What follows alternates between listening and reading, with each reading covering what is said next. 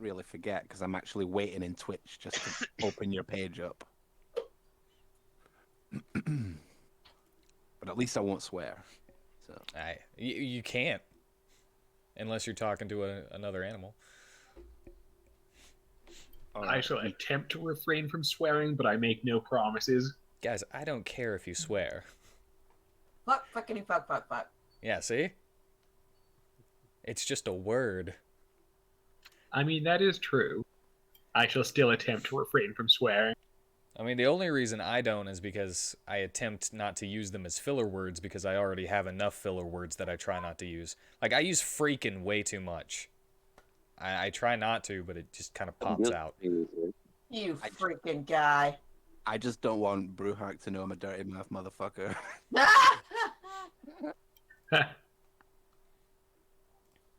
Mr. Witten guilt tripping me constantly. I'm not guilt tripping you constantly. Oh. Only on Mondays for like 2 seconds. I don't Even- appreciate things. I'm sorry. This is important to me. As I have said to a couple of other people, it is storming here. So if I disappear, it's because my electricity went out. Don't feel bad. You didn't scare me away. All right, so are we ready to begin? All right. Then I shall read the world history that everyone would know. Except for maybe Natus, because Rhino. But anyway, 2,000 years ago, a war broke out. The desolate kingdom of Jerichul had begun invading the lush and verdant fields of the neighboring kingdoms of Sol-Nair and Vostin.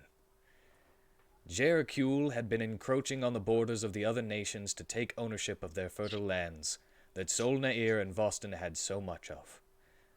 However, the citizens of Jerichul had no knowledge of how to properly take care of the land that they had stolen. The crops quickly withered and died, and the foolish king of Jerichul decided that the best course of action would be to push forward to take more farmland, harvest it for his people, and then retreat back to their territories with the food in tow. However, the damage had already been done. Sol-Nair and Vostin had come together to form a treaty of peace under the mutual enemy of Jerichul. Jerichul, with its harsh landscape and competitive hunting environment, had made its citizens and army into a powerful fighting force. With Sol-Nair and Vostin working together to defeat their mutual enemy, they separated their fighting forces, leaving their numbers thin at the border of Redbray, on the other side of Jerichul. The king of Redbray, hearing of the war being waged on the other side of the continent, sent an envoy to both Sol-Nair and Vostin. The king of Redbray wished to profit from this war. In exchange for half of Jerichul's land, Redbray would send their armies from the opposite side, where security was lax, voiding their non-aggression pact and ending the war swiftly for the other countries. Sol-Nair and Vostin agreed. Redbray's armies fought their way through the desolate countryside to Jerichul Castle, and the king of Jerichul fought the invading Bryans to death, but their numbers overwhelmed him easily. As he sat on his throne, he laid a curse upon the land. My people were starving in a world without green. The monsters were more savage than anywhere else. Let the whole world know how we have lived. With those words, the citizens of Jerichul began to howl in unison. Their bodies turned to smoke and rose up to the sky, creating a black cloud that hung over the continent. And descending from on high, a gargantuan black figure fell from the cloud. With writhing black skin, alien features, and breath of decay, the dark god Chernobog had been brought into our world. The arrival of Chernobog destroyed countless lives that day. The armies ran from the lands of Jerichul as they fell to rot and disease. Black sickness ran through their veins, and fungus grew upon their flesh, until finally the lucky would crumble to black dust, and the unlucky, the molded, would rise up as tortured unliving to spread death further. In the wake of such devastation, the goddess of life, Sanctimona, sent her chosen warrior to destroy the dark god. The warrior, a paladin by the name of Lucius Athelard, rallied his 5 compatriots and set off. The battle was hard fought, but in the end, the blessings of Sanctimona pushed Lucius and his party to victory.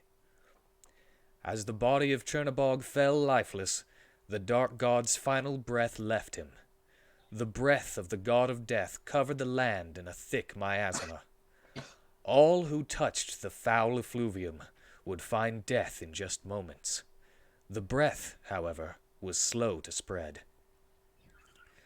Lucius, taking control of the kingdom of Solnair, made one final act of defiance toward the dark god. He called upon the wizards of the land to slow the spread of the miasma, while the people could evacuate to the vast underground caverns of the Underdark, sending the druids that lived in the forests and plains ahead of them to create a livable ecosystem below the surface. Finally, Lucius sent word to kingdoms around the world to watch for the spread and, if necessary, evacuate just as he had.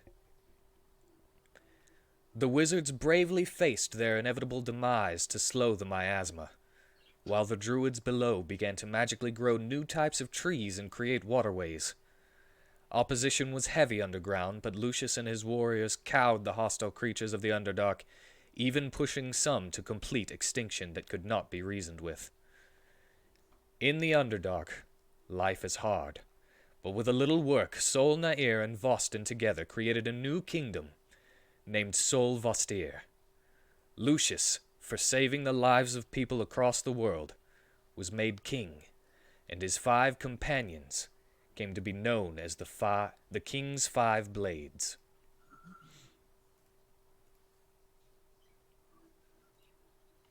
And now, we begin our story quite generically, quite stereotypically, not with heroics, but with a drink and time spent in the company of strangers yet to be introduced. We begin in a tavern called the Salted Stone, in the town of Lsd, home to the famous Lsd Druid Institute.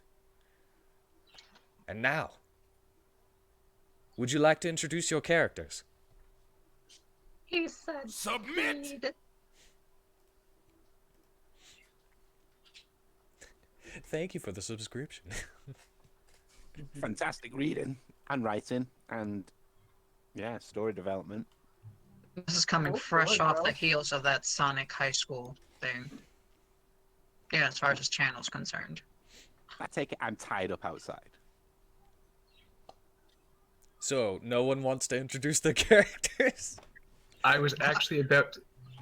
I can't introduce my character. What? All right. I can introduce mine. Whoever We can wishes introduce to go ours first. together, right? Because we're like this 2 halves of the same coin. Yeah, I have- but I doubt you'd be able to take me inside a tavern. Without autonomy, I can't do anything anyways. Along man. the road, you hear rumbling.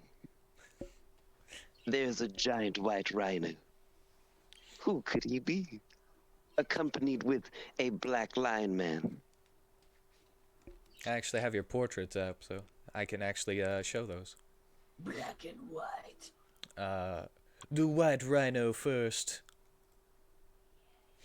Do me first? Yes, I am showing your character. Okay, so I'm Nadus. Well, I'm playing a character called Nadus, who's named after the last real-world white rhino, Sudan, and I've just spelled that backwards. He is a living, unmovable object. Kind words may sway him, but he will always challenge any show of force. His history is full of physical abuse and mental cruelty, yet he shows great fortitude in both body and mind. Entrusting his care to his best friend and rider, Dominicus. Which I He will show now. remains as independent as possible, submissive to no one. Fearless and loyal, incorruptible, although he has been known to be bribed with a single shiny red apple. Sounds very corruptible to me. I don't know how to top that. I can't top. Well, you could just tell a little bit about Dominicus, because you just got a great segue introduction into a little bit more of your character as well. The fierce, the brave, the immovable Dominicus. Also immovable, like his mount. Together, there is nothing that can stop them. They paralyze any foe with their gaze, with their bonds.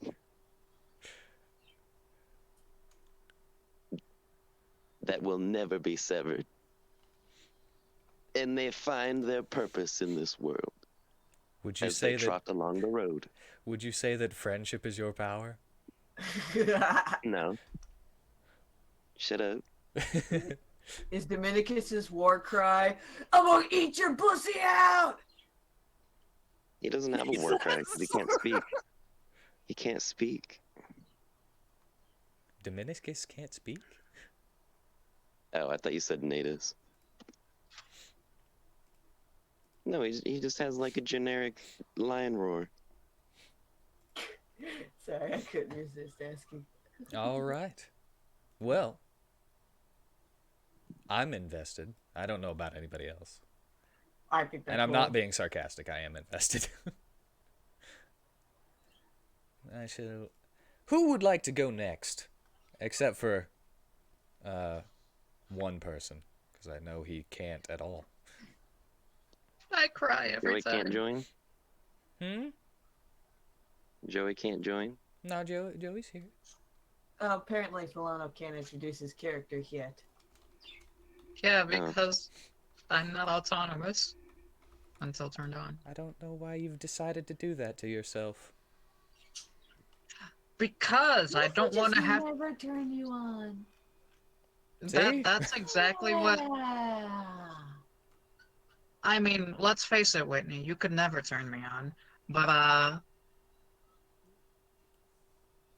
yeah, I have a plan for that. It's very secretive, and also so secret it has not been shared. Excuse me. Awesome. I'm going to be getting a message in a second. Would anyone like to go next? I could if no one else will. Alrighty. Very well then.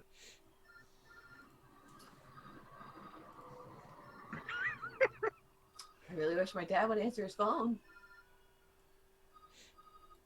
My character is Cornelius Von Titania, as the name would suggest, Prince of Titania, human kingdom. Unfortunately, ill-fatedly turned into a puka, as anyone who's familiar with a certain story will know. But yes, so he ends up going on a bit of a trip, so to speak, looking for a way to turn himself back, which doesn't end up working out for him so well, but things work out for him in the end. So by this point, he's married and with kids when a certain someone happens to pop by and whammy him with a curse, sending him to another dimension. This one. And by a certain someone, I mean his technically brother-in-law, who you'd be familiar with if you're familiar with a certain story that I'm not going to name for copyright reasons. It's been so many years, I don't remember it at all. So, Yes, you do. Yes, you do. no, I actually don't. So I'm just going to go ahead and I'm going It's to the work name of your around that with dog. my own story. That works for me. I mean, you can still have that as your backstory, but I'm gonna edit some things because I got ideas and I think you'd like them. I think I would probably like them because, frankly, anything that's more creative than literally ripping off his entire backstory works for me. Witten, Yes.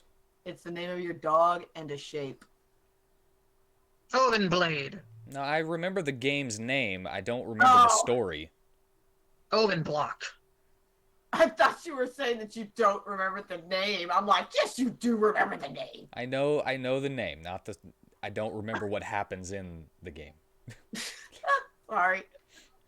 Yeah, it's been a hot minute since I've played it too. I remember most of the story points, but Oven it's Triangle. been like close, very close. Oven More like Square. Odin Pyramid. I remember that the Valkyrie girl is put under like some kind of love spell to fall in love with the white-haired dude, and then the ending of her story or whatever is like, whatever, you're hot. I'm okay with staying under this. I Funnily will enough, correct you later. I mean, he's sort of right, but sort of wrong. And also, point of interest for anyone who didn't know, Oswald is actually Cornelius's cousin. I did not know that. It's cool. Yeah. It also makes sense because Oswald himself is a prince of a different kingdom, so it makes sense that he'd be related, albeit distantly, to Cornelius, who's also a prince. Their parents were probably also cousins. But Chinahoy. I mean, yeah, that is generally how most royal families shake out. There'll be a bunch of kingdoms and all of their royal families, or a bunch of kingdoms nearby to each other, and all of their royal families will be 7 or 8 degrees of intermarried. I think we're getting distracted from your. Yeah, we are a little bit. As much as I enjoy talking about it. Okay, yes, all of that is besides the point. The main point is his journey is looking for a way to return home. His curse keeps him bound, even though he's technically Fey, which means he can be banished. The curse pulls him back to the realm in which he's anchored. So he either needs to find a way to break that curse, which is not going to be as easy as a simple dispel curse, I can tell you that much, or find a portal that will take him home. He is also recently feeling concerned about a simulacrum that he had built and sent through a portal that never returned.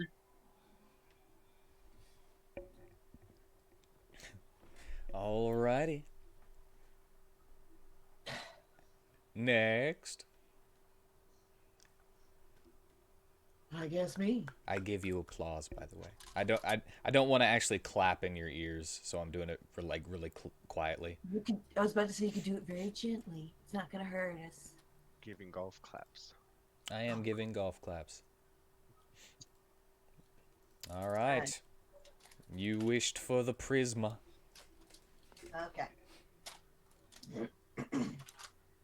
Well, hello. I will be playing Prisma. My name is Prisma Sugar Blossom. I'm a pixie. I come from the I come from the Fey realm. But unfortunately for me, I'm kind of stuck here. You see, I'm a sugar pixie. I like to collect sugar. I make candy. I love candy. Do you like candy? I hope you like candy, because I love candy. I'm all about candy, candy, candy. I make candy for a living with my family. I live in a place called Marzipan Meadows. But unfortunately, I went a little too far from home one day when I was picking up some sugar. I say pixing. But yeah, I was picking up some sugar, and I guess I wandered a little too far because all of a sudden I found myself in this really dark place. And then by the time I realized where I was, I couldn't find my way home again. So now I'm kind of stuck here, like I said. But that's okay, because you know what? I'm too curious for my own good. I like to wander around. I like to discover new things. This has been kind of a fun adventure for me, but I still kind of want to go home because I miss my family. And I want to go back to making candy. But it's okay. I still make candy while I'm here. I make special candies too. Although you might not want to eat them unless you're a bad person. I don't like bad people. Bad people make people unhappy. And I like to make people happy. That's why I make candy. Candy always makes people happy. And that's me. I'm Prisma. Nice to meet you.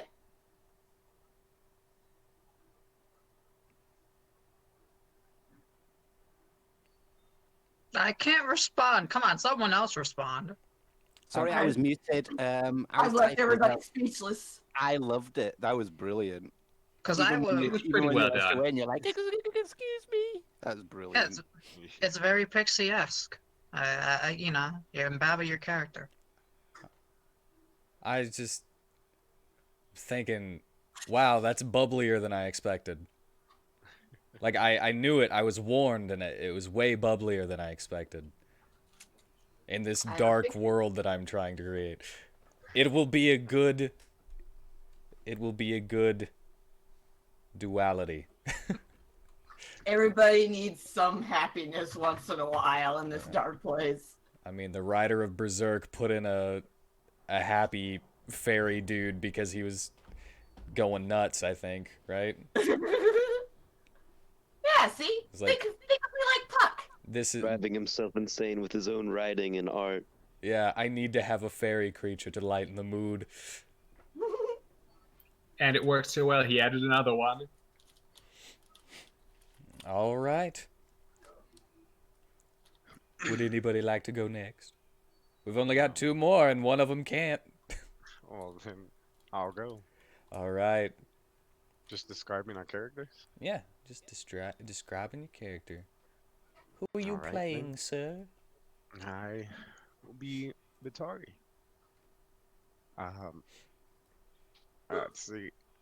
Pretty sheltered most of his life, somewhat. Lived in an orphanage that the monks there grew up and taught him to follow the light. It goes around with the confidence that you might find isn't really earned, but he'll still try. Even you'll find out right away. He's not gonna know too much what he's doing. Maybe too many people told him he was doing the right thing, and he wasn't. So it's not much to him. He's now out on his own for his first time, trying to spread the word of the light and shine light on everybody else. Nothing crazy going on with him. Like it. I like it a lot. He's a pretty boy. Yes. Yes, he is. He might lean a lot on that. All right. And now that we've introduced all the characters, which again, I don't know why you can't because this isn't in character, but whatever.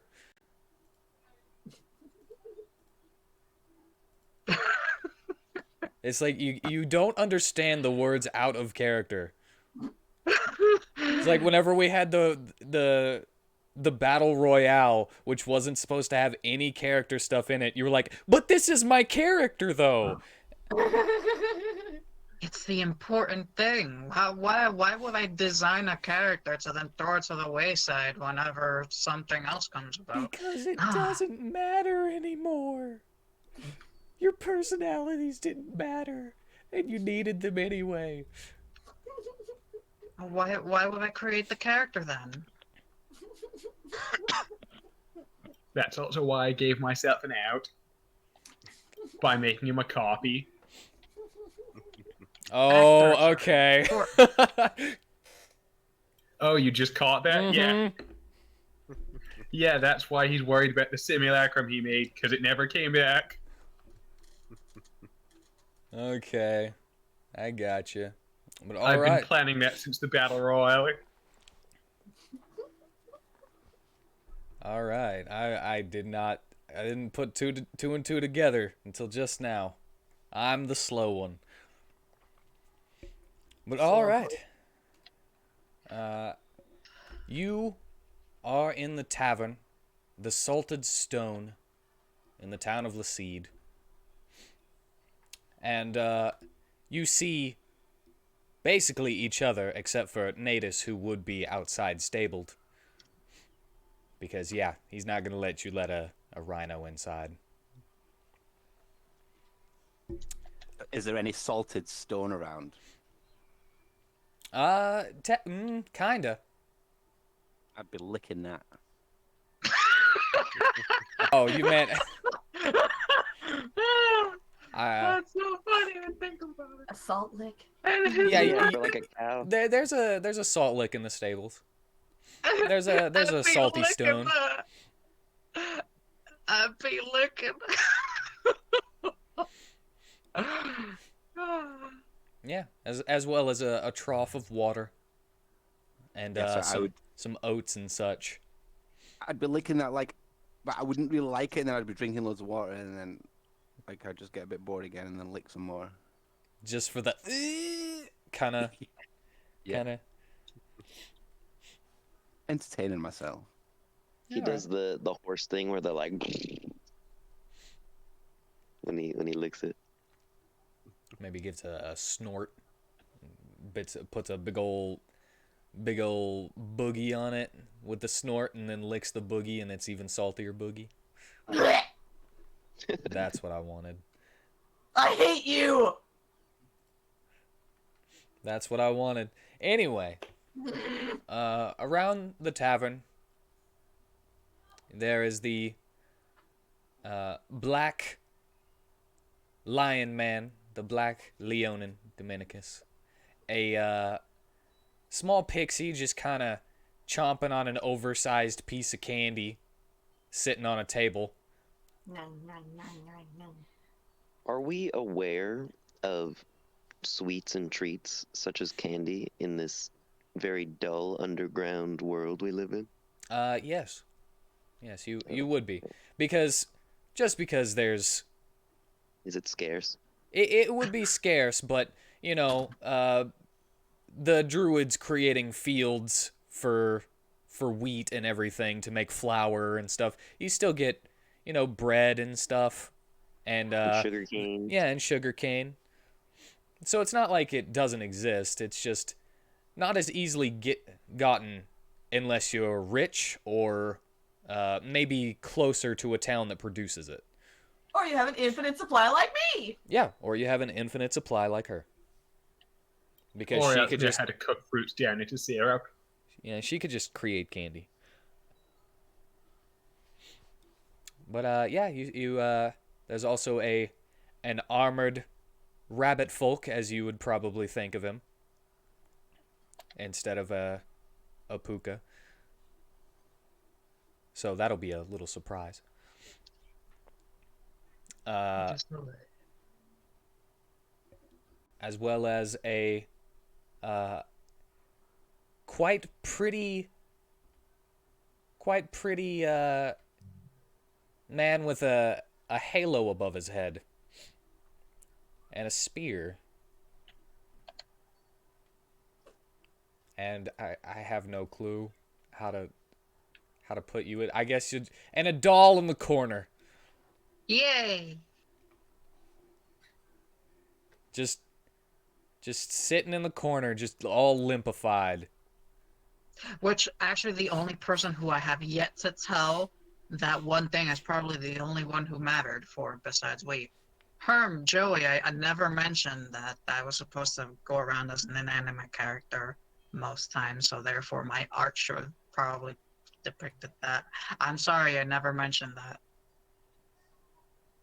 Because my art kind of depicts me as I'm completely and totally capable of handling myself. Yeah. They grow beets instead of sugarcane. I looked at the chat just now. Can we roleplay? Yes, that's why I'm saying that you guys can like see each other and stuff. Dominicus rushes over to the pixie and says, "That delectable treat in thine hand, what is it? I'm gonna lick your face off. Might I have just a wee bit?"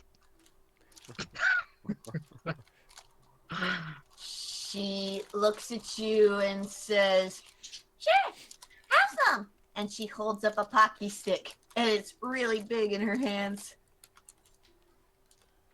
I grab it and I lick it. and I say, my God, it's so sweet. And then I rush outside to share with my friend in the stables. After I thank you and give you an apple as payment. Ooh, I can cover that in candy. That's actually really good. I was thinking about a candied apple too. As an aside, would something like Pocky, which contains chocolate, be safe for him to eat? He's a lion man, not a lion, so I'm gonna say Oh, yes. okay, so his metabolism is more on the man side, meaning he can probably metabolize theobromine then. Good to know.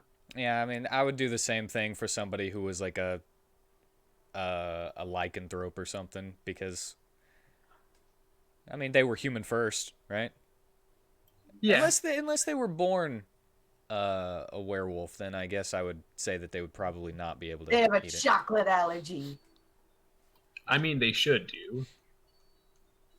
Yeah, I would say if you're born a werewolf, then yeah, but yeah, for the sake of this, maybe he'll get like a slightly upset tummy, but it's not gonna kill him. Mild gas, maybe. Yeah, just a little bit of gas. Maybe a tiny bit of the squirts, but not too bad that it would be debilitating. It's worth it because it tastes so good.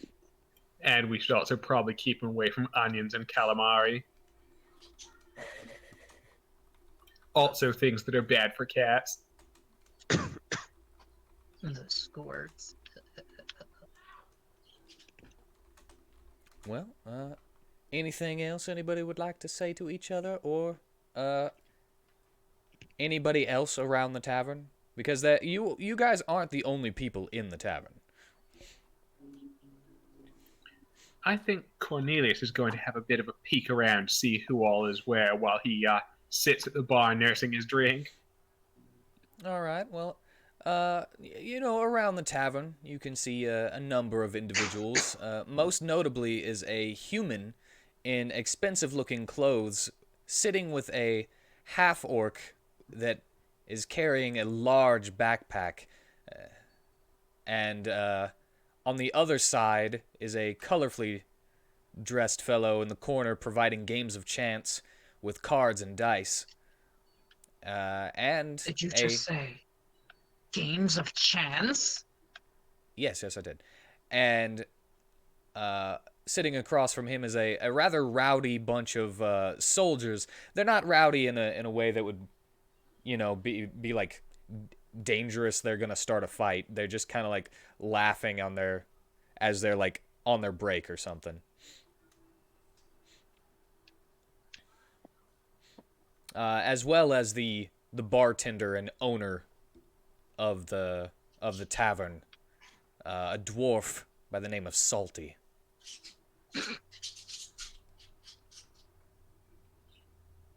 Why do you keep using salt? Well, he's the owner of the tavern. He named it the Salted Stone because his name is Salty.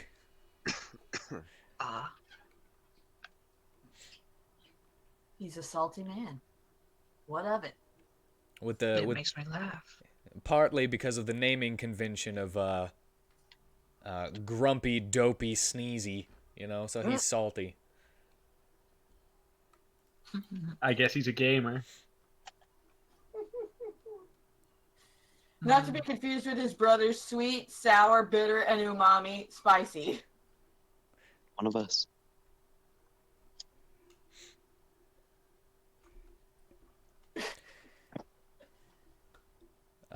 But that's about it for the people in the tavern with you at the moment, other than each other.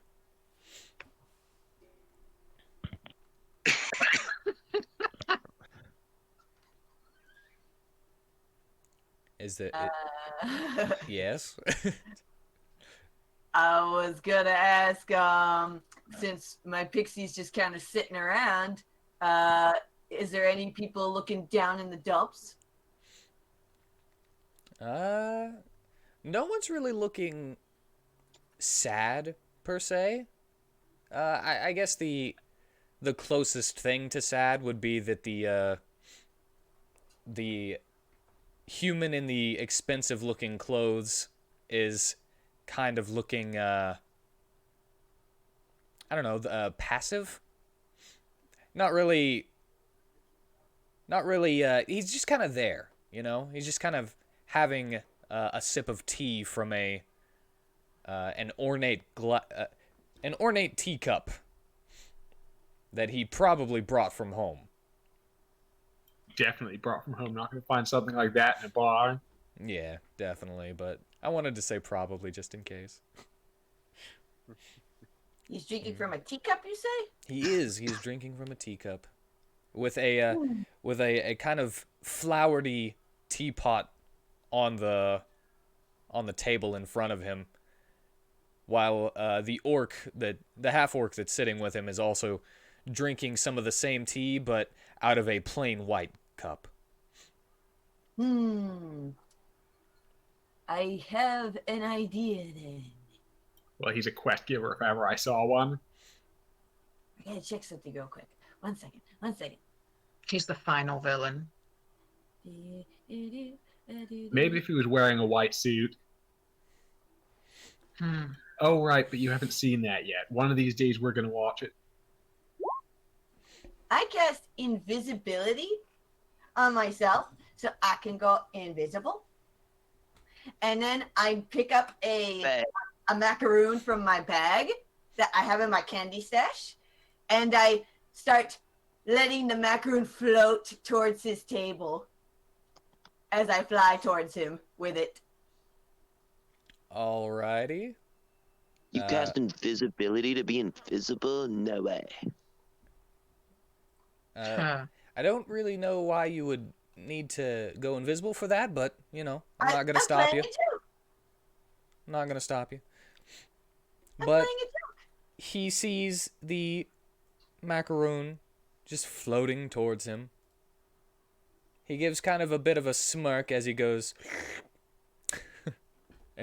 and takes a sip of his tea before setting the saucer and his cup down on the table.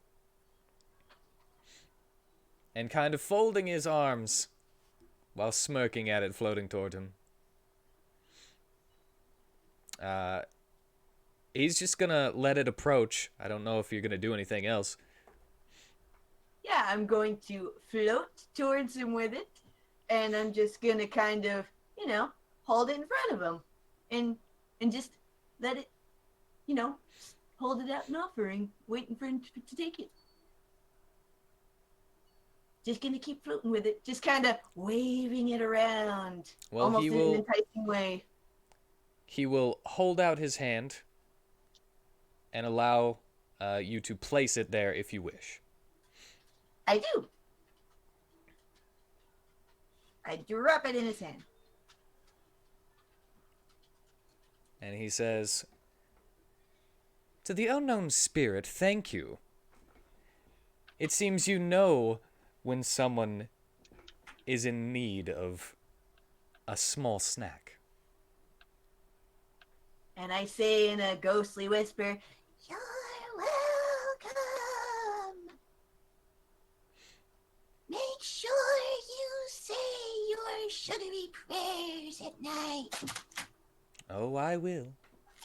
And then he breaks it in half and hands one piece to the half-orc beside him, who bites into it and says, "It's safe." And then he eats the other half. And I come out of invisibility and I'm like, "What do you mean it's safe? Were you thinking it was poison?" One can never be too sure.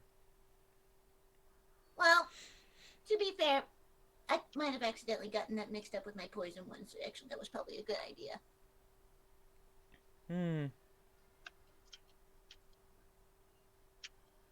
Well, as it was not one of the poisoned ones, I still thank you for it. No problem. Gonna suck when he realizes it's a time release kind of poison. He'll feel it later. I'm kidding. But since I'm here, I'll be like, I'm Prisma. What's your name? You do not know me. Well, that is strange. My name is Dmitri Ostrava, second son of the Ostrava family. You're right. I don't know who that is. I wouldn't expect lowly people to know me anyway. I'm not lonely. I fly high up in the air. and I point out by hovering higher. Quaint. So what do you do? What do I do? Well, at the moment I am in search of my teacher. But for the most part, I am a war mage under the Duke Ostrava. Ostrava? Yes, I am a magical warrior that is employed by the kingdom. She's just kind of floating there, just looking at you. Like, She doesn't know what any of this means. Do you have any more questions for me? Yeah, lots, but I don't know if I really will understand any of the answers you're giving. That's fine. Again, I don't expect someone of lowly character to understand me. You keep calling me lowly, but I keep telling you I'm not low to the ground. It's a figure of speech. Oh! What does it mean? It means that I am of higher stature than you, even if I am below you in a place in space. But that doesn't matter. I don't look down on you just because of that. Are you saying you look down on me? I just said I don't look down on you. I may be better than you, but that doesn't mean that you're any worse than me. And the half-orc is just like, sir, please, please. What? I'm just telling her. If she doesn't know me, she should by now. I already forgot your name.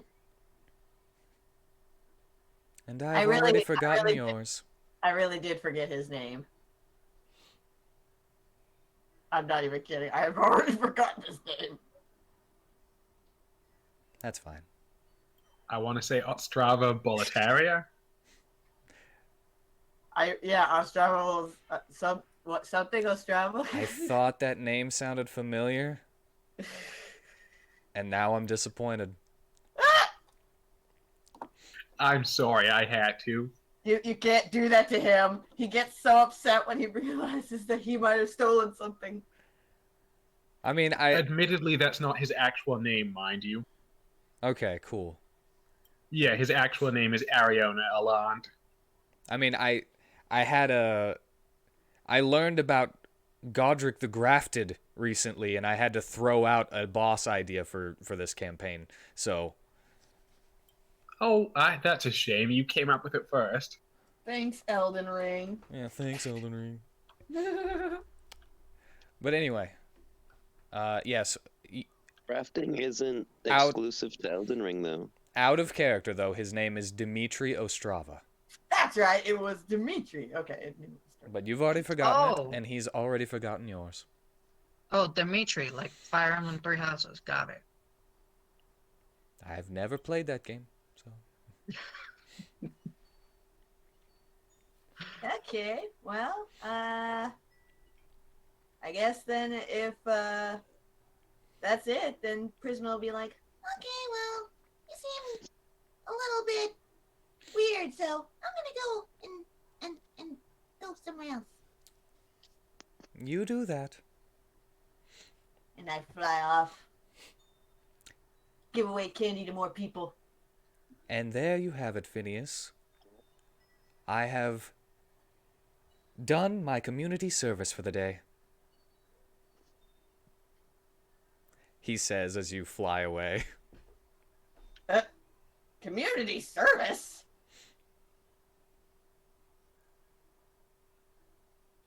All right. Would anyone else like to do anything?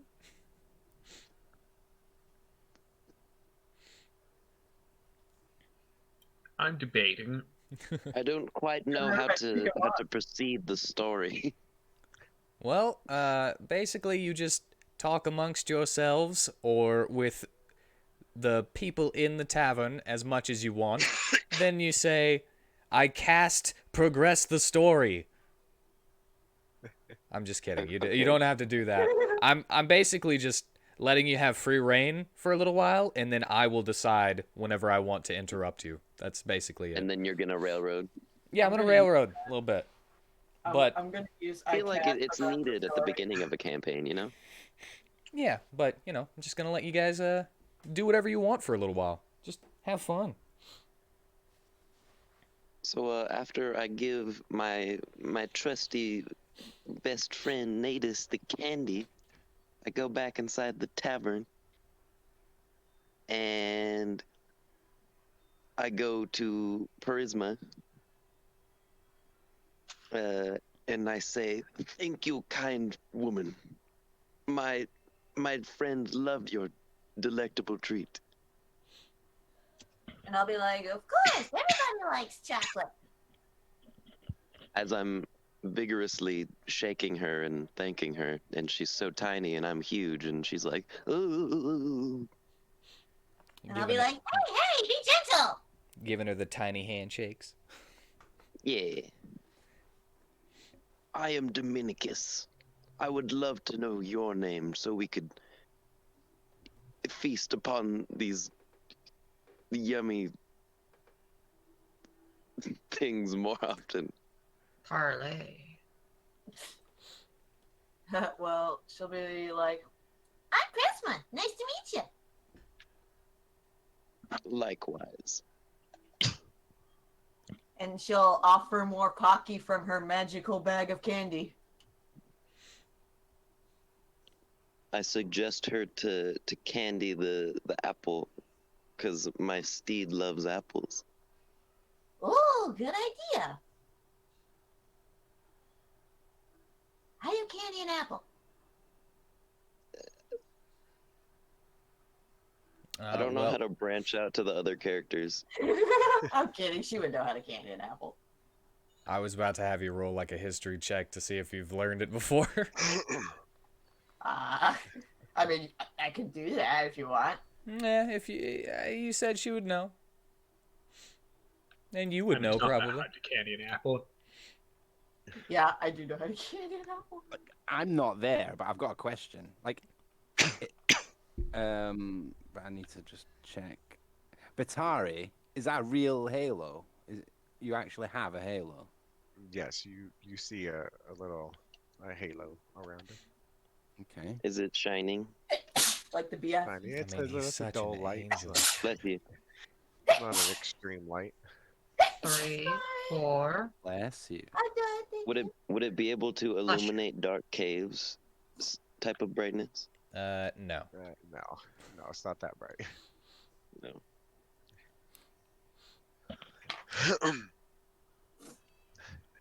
Vitari, real quick, Vitari, you feel a little bit of a vibration in your spear. And then it kind of dies down. Okay.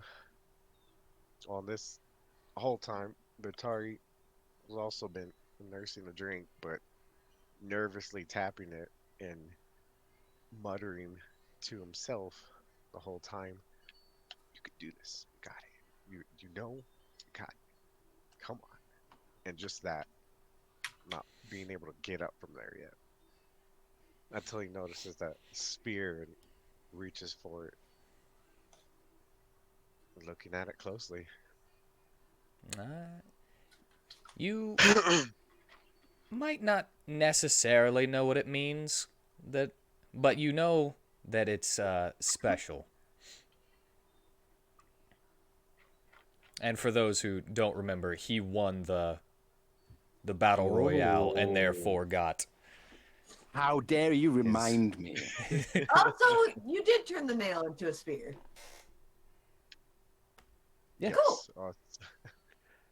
You see my my spear, the picture showed, but should update it. It has like black veins kind of all over it.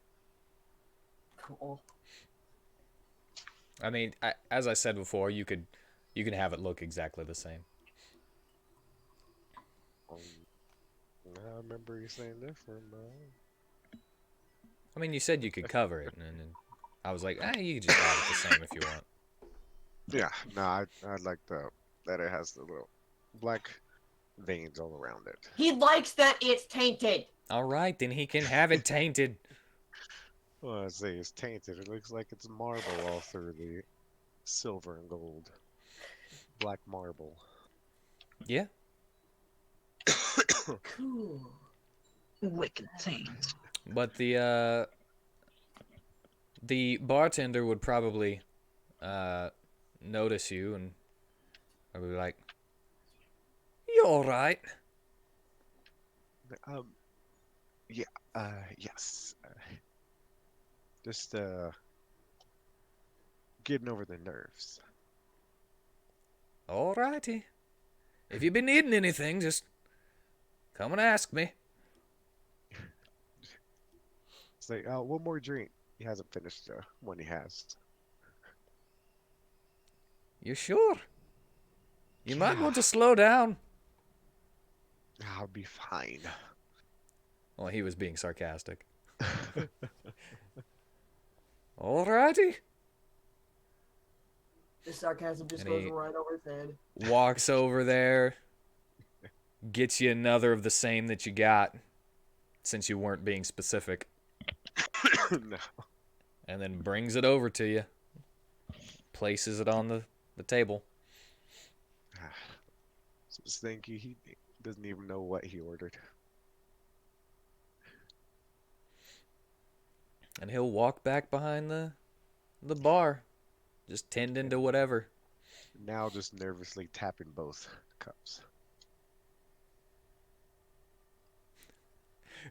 I hear the tap tap tap of his cups, and I just look over. something. I had to say something, and it just I got two now. Yeah, pretty much like, I don't know, I felt like it needed to. I hear the tap tap of him on the cups, and I look over and I see he's kind of like, worrying to himself. So I'm like, ooh, another target. So I fly over to the guy with the spear. All right. Vitari, you see as a glittering, pink-haired, green-dressed little pixie is flying towards you. Oh. Hello. I'm like, hiya, I'm Prisma. What's your name? It's Bitari. Nice to meet you. You look a little down in the dumps. Are you okay? Yeah, I'm great. I'm Would just you like great. some candy? Yeah, sure. Here, I'll let you try some special candy. And I reach into my bag and I pull out a really rosy pink hard candy that it kind of looks like a rose, like a soft petaled rose. And I hand it to him. I'm like, this is a very special candy. Not many people get to try these. No, I don't think I've ever had candy before. Really? Her eyes just light up, and she's like, then this is a really special occasion. Your first candy is going to be a sugar blossom. That's my family name. We make these special at home. It's a secret family recipe. Shh, don't tell anyone. Okay. Yeah, it takes it and slowly pops it in his mouth. It's a special candy. As long as you eat it, you feel happy. Oh my god.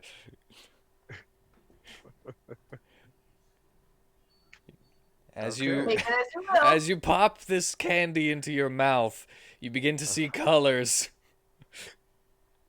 Okay. LSD candy, nice. I don't know if that's what she's going for, but I'm gonna take it as drug candy. It wasn't supposed to be taken as drug candy. It's just meant to be taken as I feel. It'll make you feel good. It'll make you feel. I mean, I can make those candies if you really want me to. But no, that's not what that sugar blossom is. All right, How dare fine. you Then take my never candy. mind. You are not seeing I want thine candies. colors flowing around you. So, so just Like, your imagine candy. if she does that to us before a battle and we're all tripping balls and we have to have, like, fails on our saves and stuff. If I get a free rage out of that, I'll do it. Maybe I should start making some LSD candies. I would allow it. Yeah! Gotta find Maybe the right stuff to do it though. Yeah, I was about to say I gotta find the right ingredient to cause that effect later. But yeah, it's just a candy that you just, if you're feeling down, you feel happy and peppy. All right. It puts a smile on your face. Okay. Does it then I help? guess Are you feeling better? I mean, if it's supposed to make it a little happier, then yeah, some of the nervousness would probably go away. I'm like, all right. Thank you. No I feel problem. Thank you for the candy. Do you have a moment to talk about our Lord and Savior, the Sun?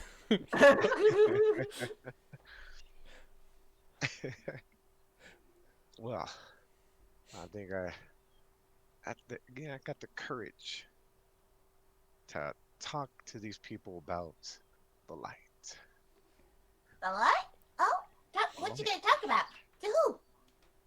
To, I guess, anyone here who will listen. Prisma listens. Okay. I've never had to talk to anybody else about this. Other people did it. So the light, pretty cool. I have light, right? Uh-huh.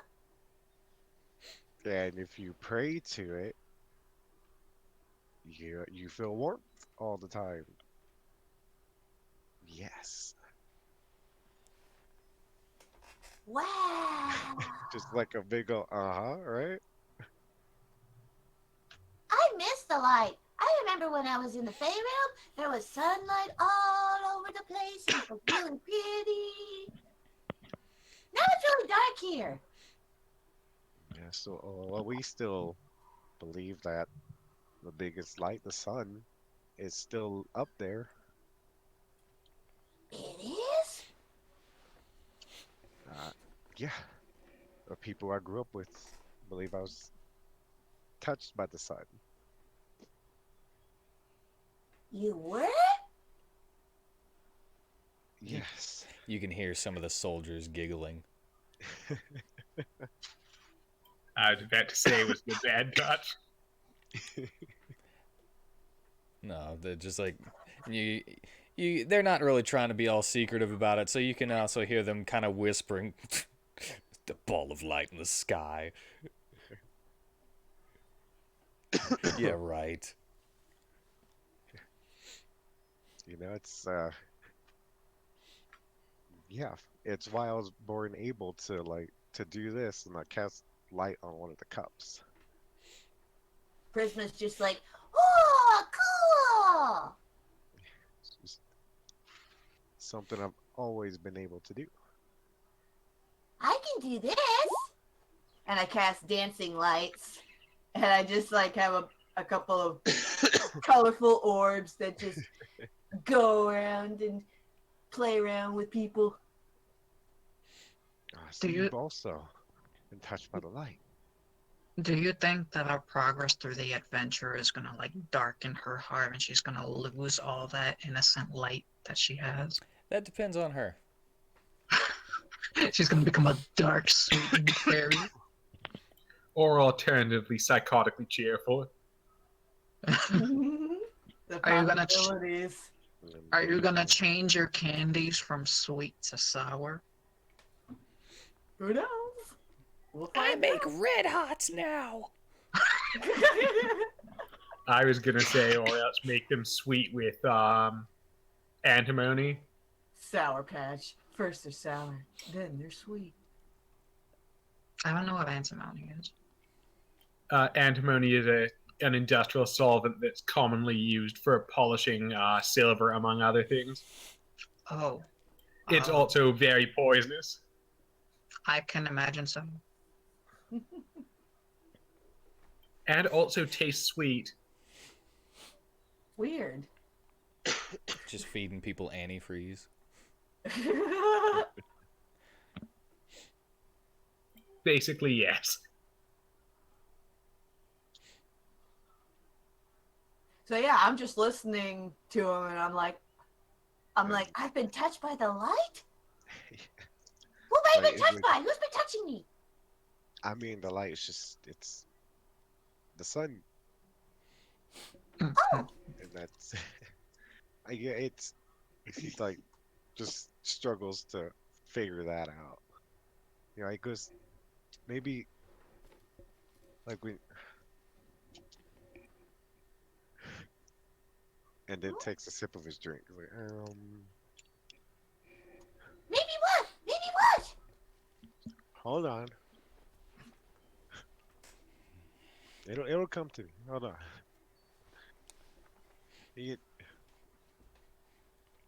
He's just waiting for that light bulb. the light bulb, the light bulb. Just see the gears turning like. "Ah, mm." So anyway, how are you? Where are you from? But what were you gonna say before?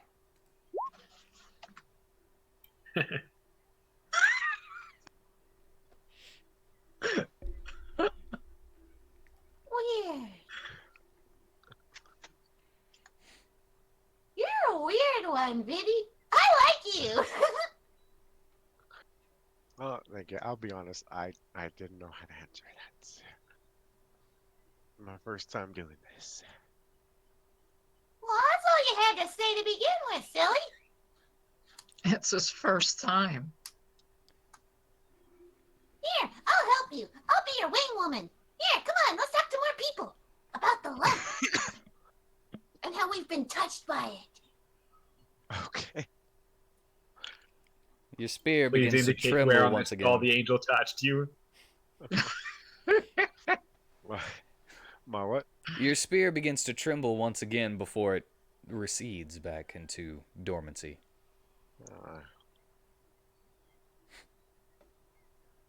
I'm. You can look around and see what. See You if somebody's see- like looking at it or causing this to happen. You see a little bit of maybe a little bit of indication that it's kind of tugging in a direction, but it doesn't know which direction to go to. So it'll kind of go right left, left right kind of thing. Question. Yes. Do you think, since we're in like an underground setting, that we would have like little lanterns on our belts or something to always illuminate ourselves? Well, since you're in town, you wouldn't really need it. But yeah, I would allow you guys to start with a little lantern. Like the bloodborne lantern on your hip. Yeah, I know what you're talking about. Yeah. I got little match. It won't be magical though. So if you like Break knock around or something in a fight, then there's a chance that it'll break. it. Nice. Well, of course. I think I have dark vision anyway, but Oh, dude, I just noticed in Roll20 there are short and long rest buttons. Yeah, that's new. Wait, there are? Yeah. Right Oh, under hey, the there are. pause? Yeah. Cool. Wasn't in there That's last really time I was neat. in here. That's new. Anyway, yeah, so Prisma will cop a squat on Vitari's shoulder, and she'll be like, "What you looking at?" Alright. A spear. It's like it wants to go somewhere. Your spear wants to go somewhere? My Yeah. familiarity with Prisma, I follow her and introduce myself to Vitari as well. Ooh. Dummy, this is Biddy. Yeah, I am Bitari. My good lad, I am Dominicus. Alright, it's good to meet y'all two know each other. I just met him 2 seconds ago. I just met this pixie. Okay. Alright, well, I'm lucky you two are a friendly bunch. Now, I'm just now meeting you as well. We should be good old chaps. And you've yet to meet my steed. Your Steve. A big It's up. cuddly creature. It's Cuddly? it's out there vigorously licking some salt. Fiercely salt licking. If anyone comes out to see what I'm doing, I'd just like move my eyes to look at them while the tongue is still on the rock. And just continue. The women are staring as, wow, that whirlwind tongue technique.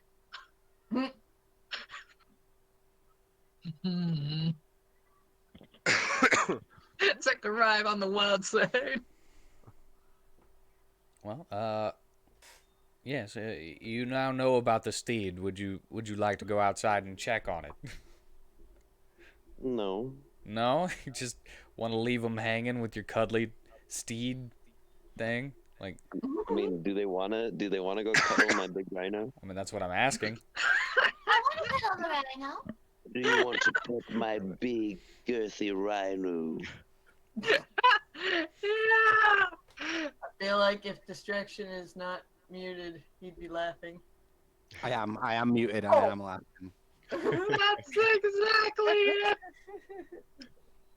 You big It's- goofy Steve. He's got a big white horn. Oh, he's Well- girthy, I'll bet. And Well, you'll maybe- feel pain when it shoves it right. Go on. We're Maybe already going, getting it's maybe going outside and just kind of moving my spear around. Give me something, because something's going on with this thing.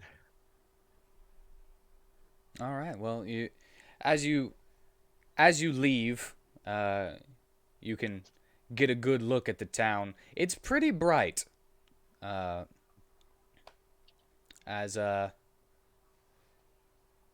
you can see that the ceiling is pretty high and shaved away. And there is a couple of magically grown plants along the streets that light up the place with these lantern-like fruits. And in the distance, you can see this giant tree with similar bulbs at the end of drooping branches. Looks kind of like a weeping willow in real life, but it glows this soft blue all throughout it. And so you can see pretty well with the street lights and everything. And you shake your spear about as you head towards the stables, kind of maybe possibly being pulled a little bit by Dominicus.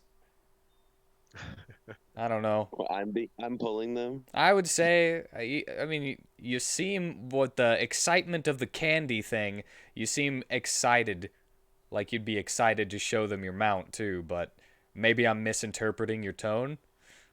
More friends, you know? This is such a backwards thing compared to Verseshka. I I'm told gonna you I kill would the play toadstool, differently. I'm Shut up.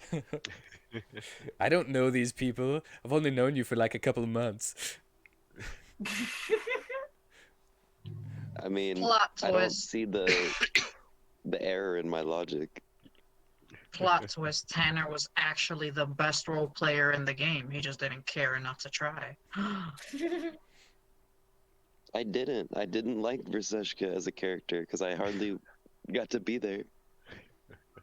But anyway, you're pointing And your she died when I wasn't there. spear around, and it kind of seems to like twitch back into the tavern a couple of times, and then jerks a little bit out towards the street.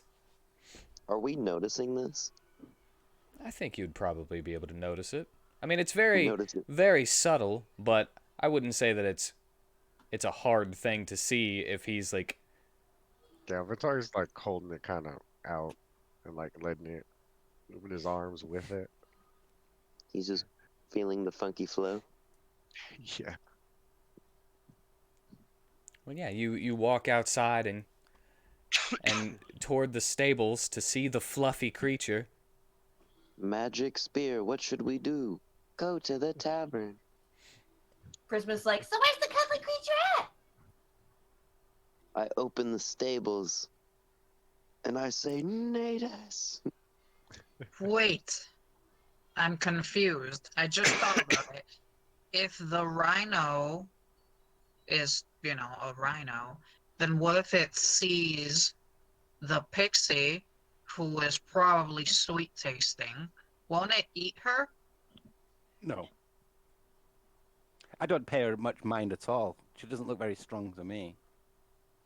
I mean, I'm fairly certain as a rhino, the food is not a matter of being strong or not.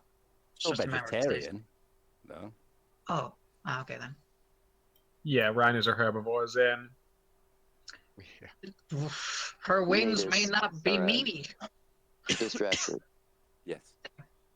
So if I were to do that thing that like rhinos do when they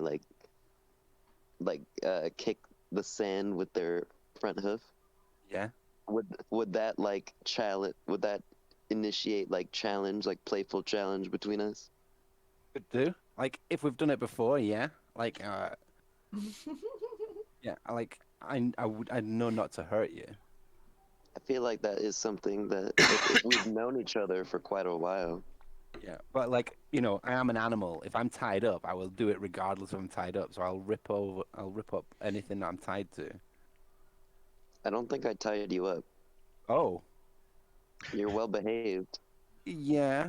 I could have wandered off, but I didn't. Oh, and for the You had record, you had the salt lick to tide you over. I remember being corrected and being saying that the vast majority of things are actually opportunistic omnivores.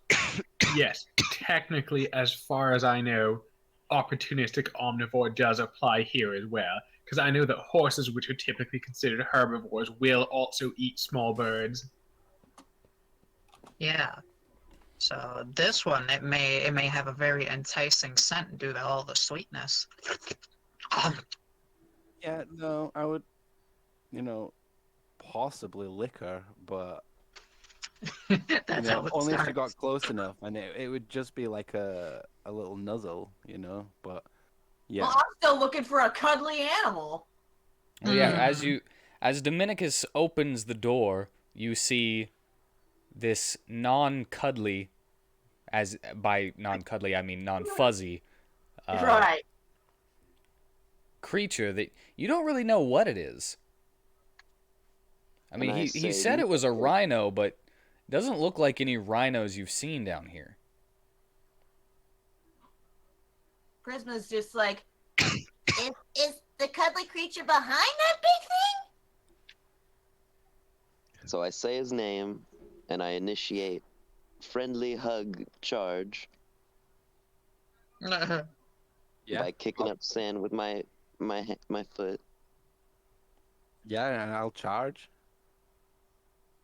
and then I obviously give like holstered up in the air. Or Well, hoisted, Tailed whatever. on the horn. I would like to ask, can we consider that I'm already bound to him with my rider bond? Yeah, of course. Yeah.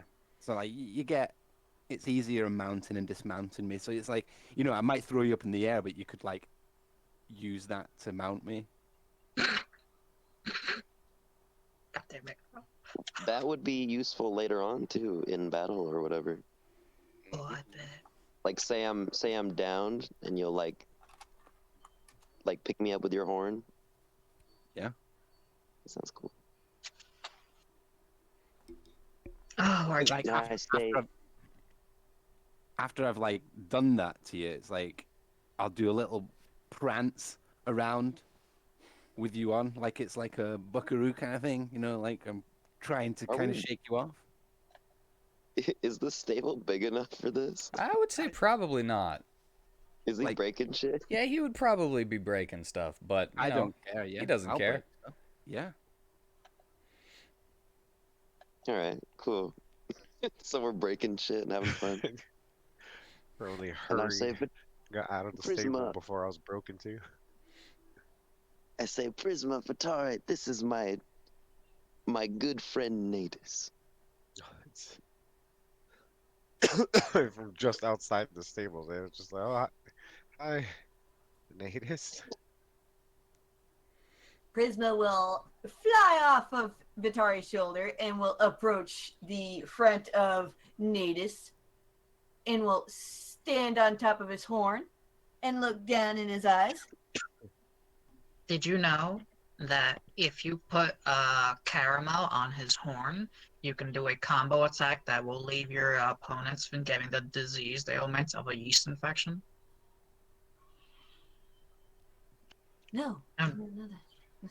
Well, it does sound interesting. You put caramel in their blood as you gouge them with your horn. But when Prisma approaches, even though she's standing on my horn, I'm still gonna try and like lead my nose to where the smell of the candy is. So I'm just moving her around with my head. Ah, ah. And she's just like, Hey, I think I know what you want. and I reach in and I pull out some candy. I'm like, is this what you want? Is this what you want? I, like become really well behaved all of a sudden, and I sit down. Like a dog, like, Ah, it's trainable. Cool. Yeah, like I'm actually like pretending this rhino is my dog. So I'm acting exactly how he does. okay, so let's see. Prisma will be like, okay. Then she'll fly back a little bit and she'll be like, Open up. Yeah. yeah, I'll just are you grab it going? off. Ah. It's like, the phrase, don't bite the hand that feeds you. Your hand was close to being bitten. Because you're so tiny. Wait, would Natus like trust immediately? If you've Or- introduced me. Okay, so like I gave you the comfortability with them. Yeah. Right, cool. Oh. Yeah, I was playing around with the idea of like thinking Prisma was like an insect, because I'm not fond of insects. But since you brought them out and she's got candy, yeah, I think I'd be very trusting. I give the candy to the rhino. What kind of candy? It's a hard candy. The apple candy? Oh yeah, yeah. You did want me to candy that apple, didn't you? Yeah, here you go. You can have that too. If you give me like a boiled sweet that's hard, I'd probably like get it in my mouth and then drop it on the floor, and then like Like dogs do. They'll just Yeah. take something and they'll immediately drop it like, no, I don't want that. you cover it in this straw or the dust or whatever's on the ground, and then eat it again, and then yeah, thank.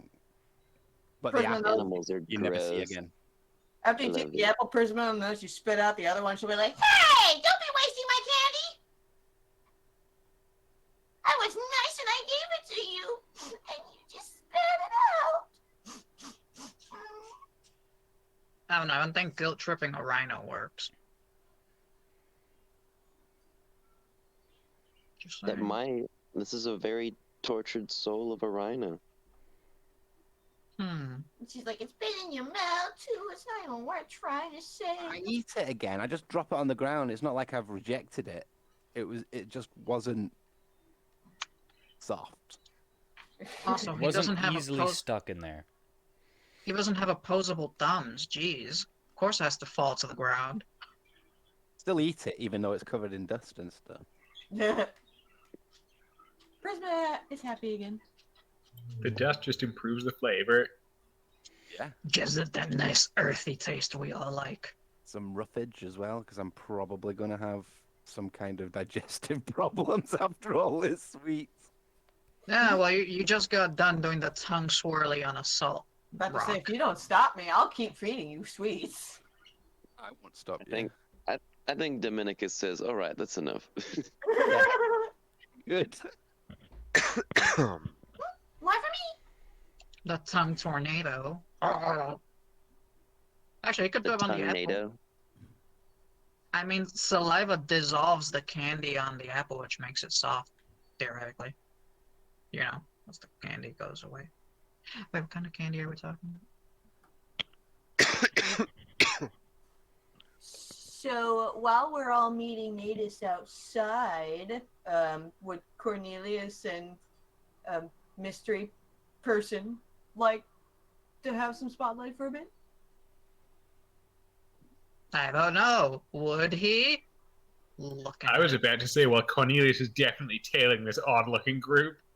He's looking for any leads he can on getting home, and an odd-looking group like this is a lead if ever he saw one. This is why you shouldn't have started out off, because nobody wants to turn you on. Oh no, he's tailing them from a distance. I'll It's not have that you we know. don't want to. It's just that we keep getting distracted. We're not turning you on. Yeah, but like, I'll couldn't you have- just like say that you were activated before we started? You know? Didn't you say somebody else in the tavern activates you? I was actually going to say, Wandering Bar Patron hits the right button. I'll have you know, I thought about that, and I'm also having a lot of fun vicarious living through all the innuendos you guys keep dropping, like, everywhere. You I was know? about to say, don't you want to actually like join though? Are you kidding me? I always do the worst things for lazy people. I made myself have to basically script everything I have to do before I do it. That sucks. I want to go home. I was just offering you an in. It's fine. It's fine. I thank you. I was actually seriously debating whether to have Cornelius activate him before tailing the rest of the group. I'm a would he masochist, do what can I that? say? It's just a doll in the Oh. corner.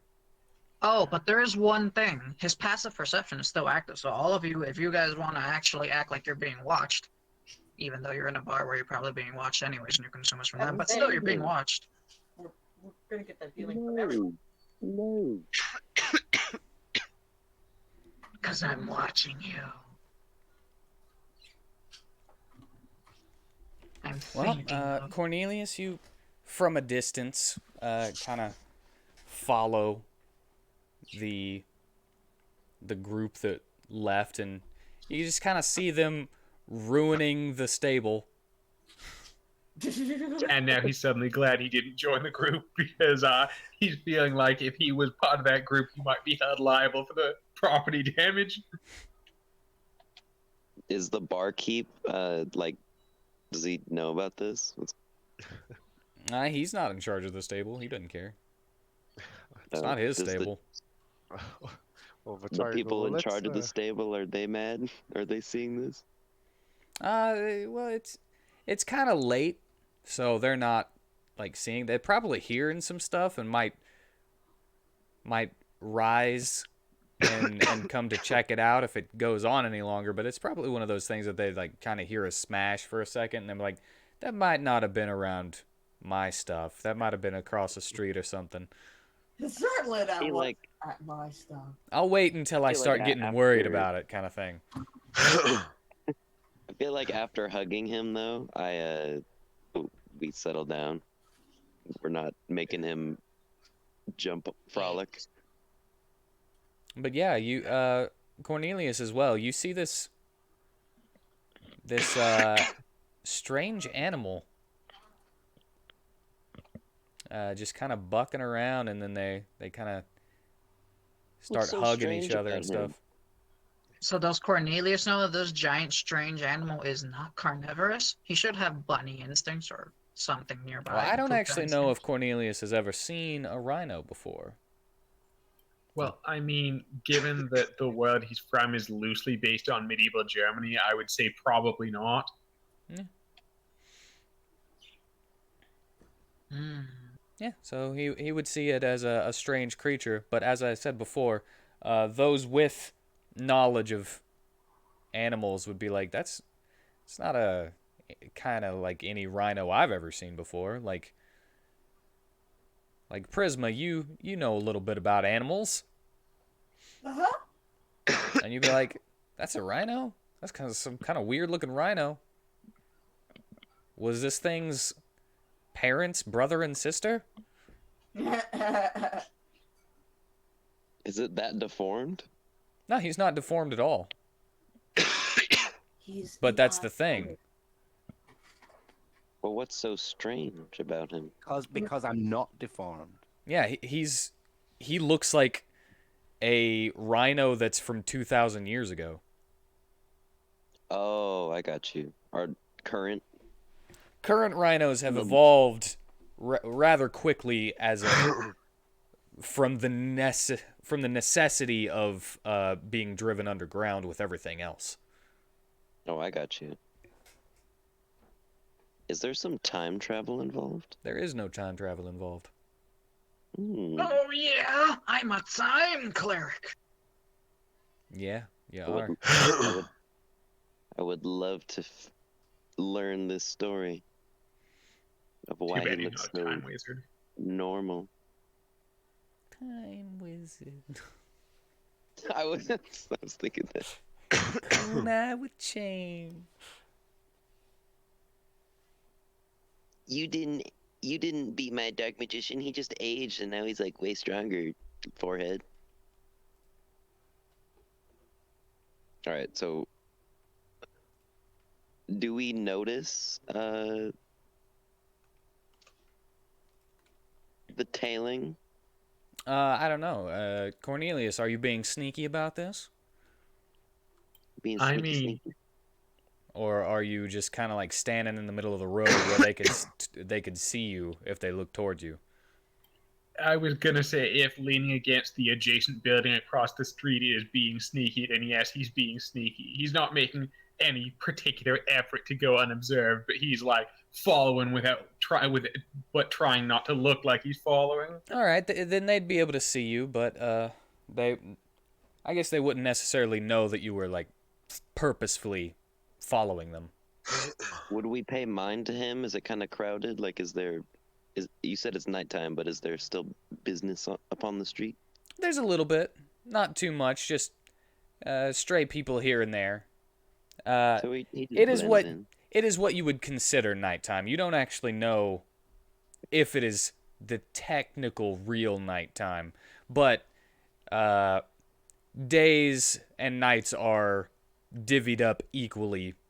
And if there is not a giant drift globe in the sky, then it is what is considered nighttime.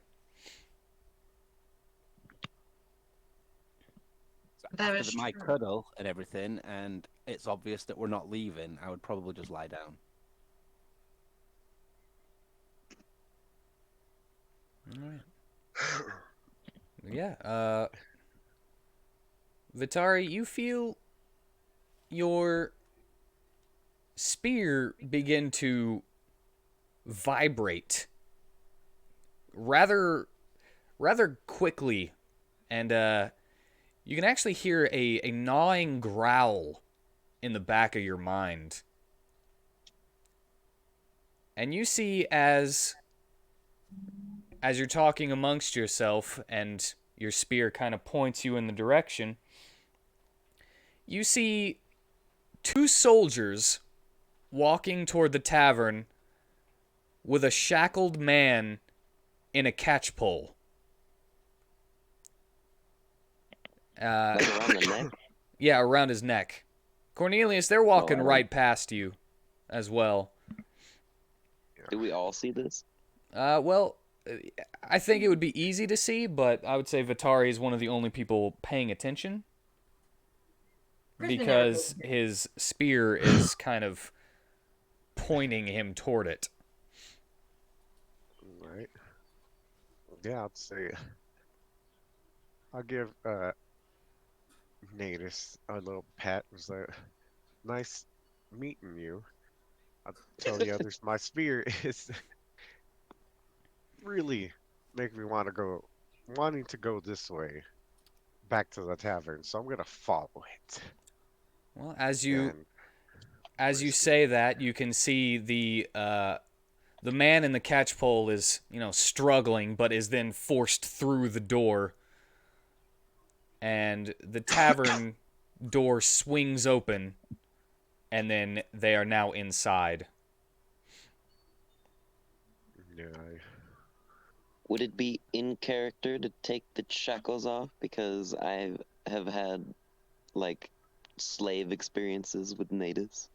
Well, you would have to also go back into the tavern and see what's going on. Like, maybe hear the story first.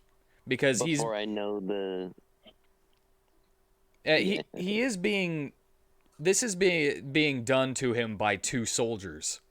So, it's not like they're slavers that you can tell or anything. He might just be under arrest, For all we know, he might be a dangerous serial killer. Yeah, for all you know. Yeah, but...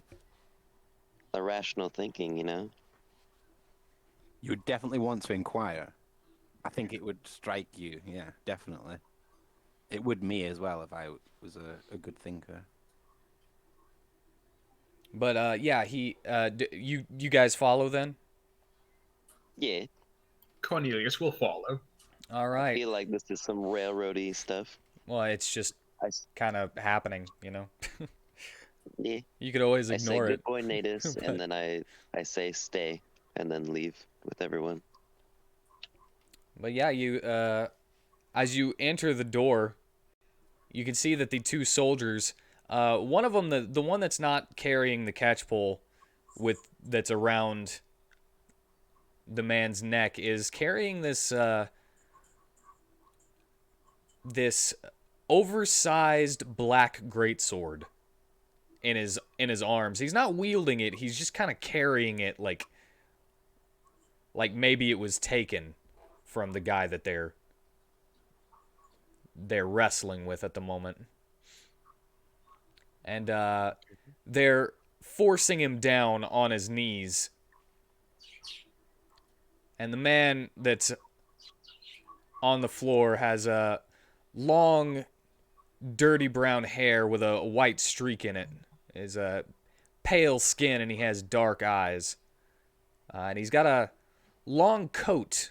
It looks as though black mold has begun to grow at the edges of his clothes. Cool. Well, he's a zombie. And the soldiers at the table that were on their break all stand up and rush over to the people who just came in, and a more ornately decorated man in the middle steps forward. He says, "Report! Sir, this man was found outside the city. When questioned, he resisted arrest. Harris and Stoom are injured and being tended to." And the man on the floor in the catchpole says, "I told them not to touch me! It's their fault they got hurt!" And the captain kind of steps up, kneels, looks the man in the eyes.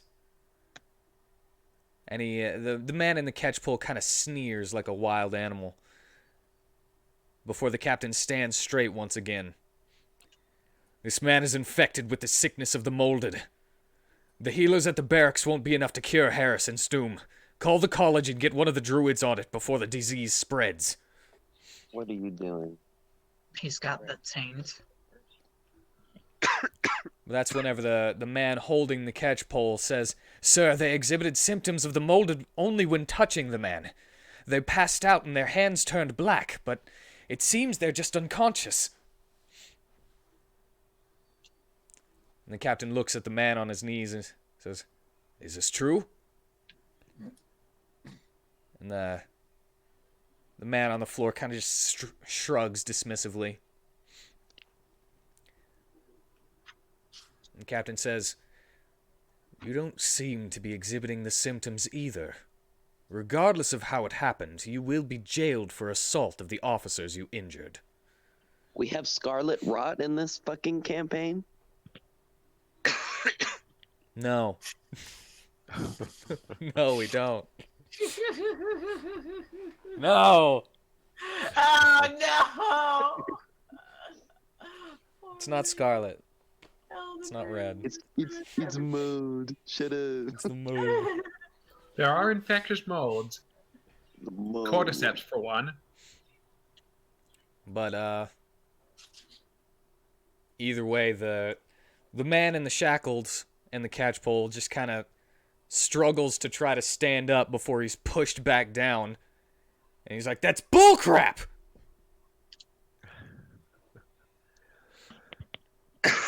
Would anybody like to say anything or just watch?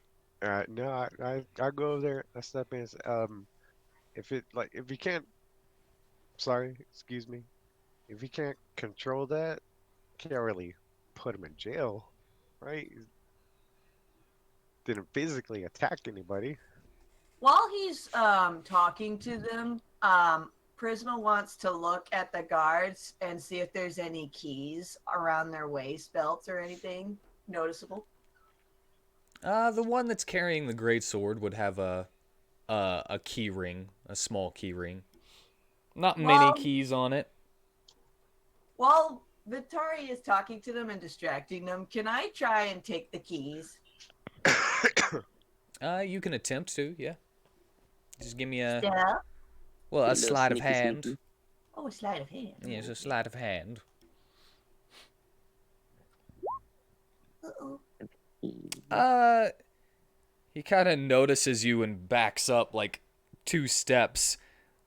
Aw. And I'm actually gonna roll something real quick. I'm sorry, my entire body came over here by accident. I should have been sneaky. All right. Well, as he backs up, the weight of the sword that he's holding kind of tips him off balance, and he kind of trips and falls, and it kind of like doesn't cut into him or anything, but it kind of pancakes him under the weight.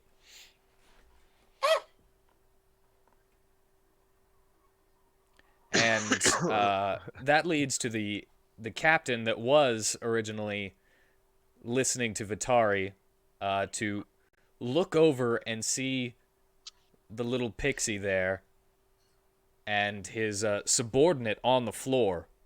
He tripped. I was trying to help him. And I give the most innocent look I can. Deception.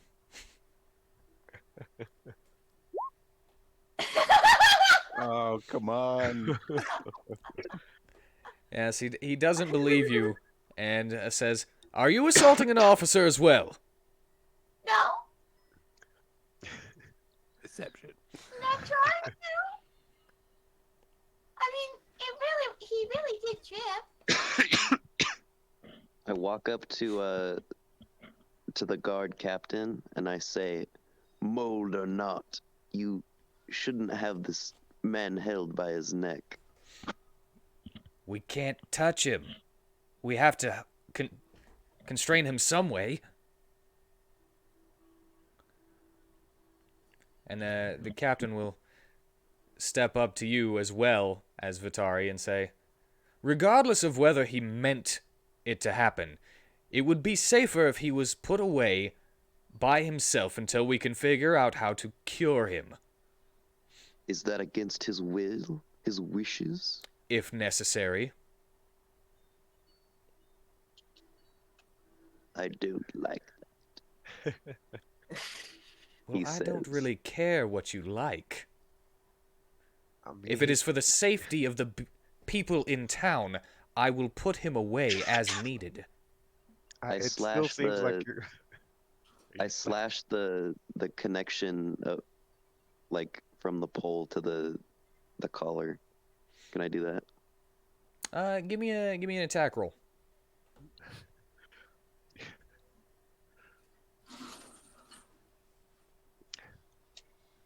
Would that just be a claw? Do you want to do it with your claw or with a sword? Sure, to be extra own sword. chatty, just do it with my claw. I'm gonna go ahead and say that you attempt to claw it, but it kind of like bends instead of, getting like slashed. And whenever you do that, it kind of pulls back and goes, "Ah!" And he's pulled backwards and he falls onto his back instead of being upright on his knees. I didn't mean to do that. And he begins to I Like was like, just oops, there before my bad. he. And then I tried to do it. Can I do one with my short sword now? Well, now that he's laying on the catch pole, he'd be like, Hey, that didn't sound like a no to me. Just before he tried to slash at us, like, look, nobody's trying to cause violence here. well, sadly, because of that action, the soldiers will begin to draw their weapons. As well Cornelius is as gonna back way the fuck up from this. as well as Dimitri will jump over the table and draw a white iron dagger and begin pointing it at you. Uh-oh.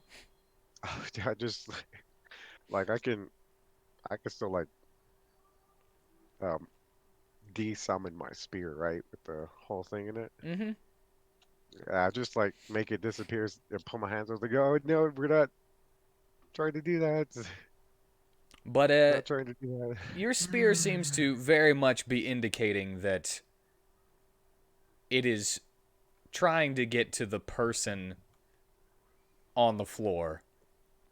Yeah, so well then I put myself between them and this person. Just like just, everyone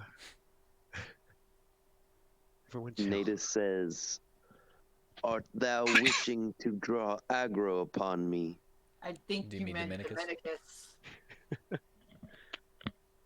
What? You said Natus. Yes. I'm gonna probably get our characters mixed up, like, Yeah. constantly. Oh, but The rhino says it. The rhino I mean- says it through telepathy. But to I answer was your gonna say, it'd question, be a pretty scary thing to hear from a rhino. to answer your question though, the captain will say, "No, but you are the one who is drawn aggro," I think you said. Yeah. On aggro. You are the one who has started this. I do not wish to see this man chained up against his wishes. yeah, see, he only had good intentions doing that. Can I make another attempt for the keys? Sure, they're distracted. I'll even give you advantage. Sleight of hand. Natural 20! Yes. All right, well, you didn't need that natural 20, so that goes in the luck pool. Yay! There you go. You could What use is your the luck extra pool? crit effect. But Does that mean you can save it for a later date? yeah, you get to save it. But the thing about the way that the luck pool works is that anyone can pull from it. So yeah. Save it for an emergency, guys. So somebody else can take your luck point that you earned for everybody. But they go away at the end of the session. Oh, okay. That's cool. That's fair.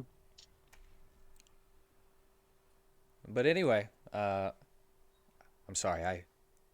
You kind of sneak over there and grab the key. It's a little big for you, but you know, you're able to get it over there.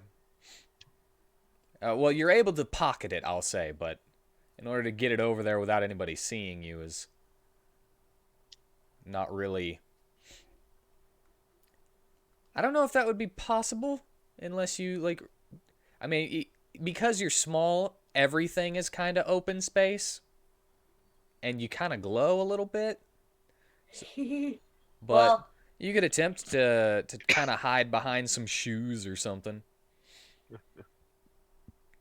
well, I'm gonna just kind of take it with me, and I'm gonna go back to Vitari. And I'm kind of just gonna hide behind his back. Like peeking out from his shoulder or something. Be like, yeah, I got your back, Biddy. Okay. All right, Very well, good, because I don't know what I'm doing. the captain kind of looks at the noble bro, Dimitri, and he's like, "We don't need your help here, Ostrava." And he's like, "Everyone needs my help. Do you think you could possibly do anything without me?" God, I hate this guy. I like him. He spits the truth. But anyway, he says, "Stand down, Ostrava. You are under arrest, Mr. Leonin, I for your reject. aggression towards the law." I reject. You reject. You're like Orihime. I reject. You can also see the gambler in the corner is shuffling a deck of cards and just kind of watching with rapt enthusiasm.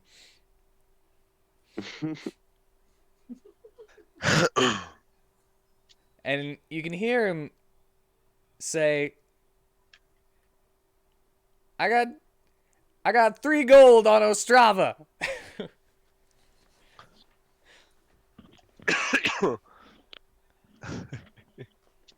Kind of breaking the tension a little bit as the captain and the soldiers kind of glance over at him.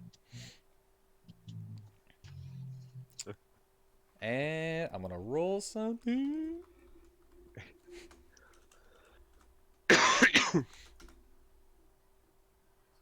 All right.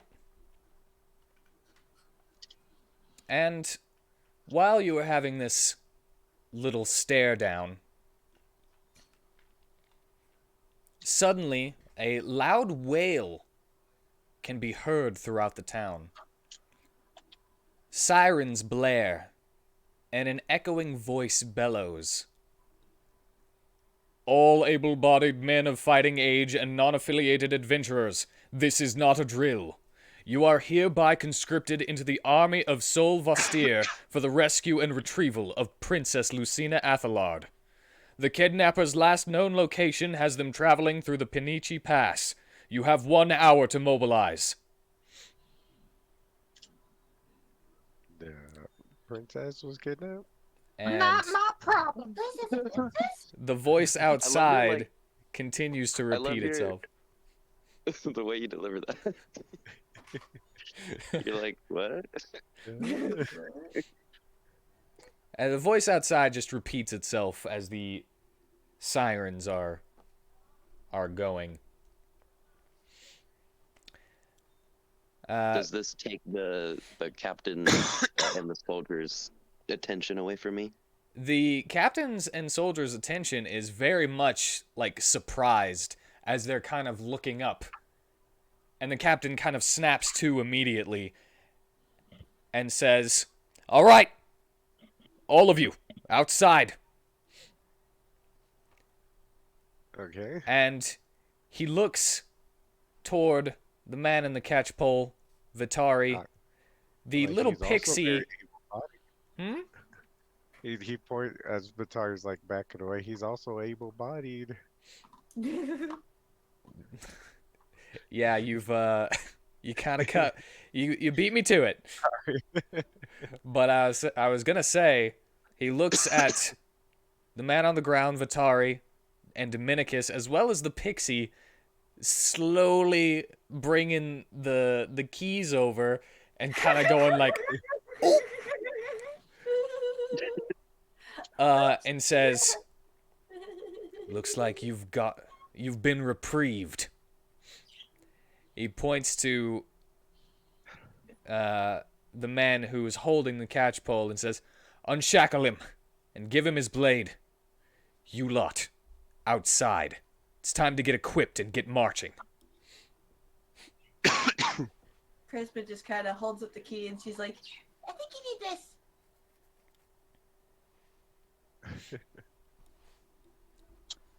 Well, I've already mobilized. The siren's already got me on my feet. I'm outside the tavern. Yeah. I'm scratching my hind legs. I'm raring to go. Natus, you might have gotten a little startled by it, and then I don't know if you would actually know what those sirens mean.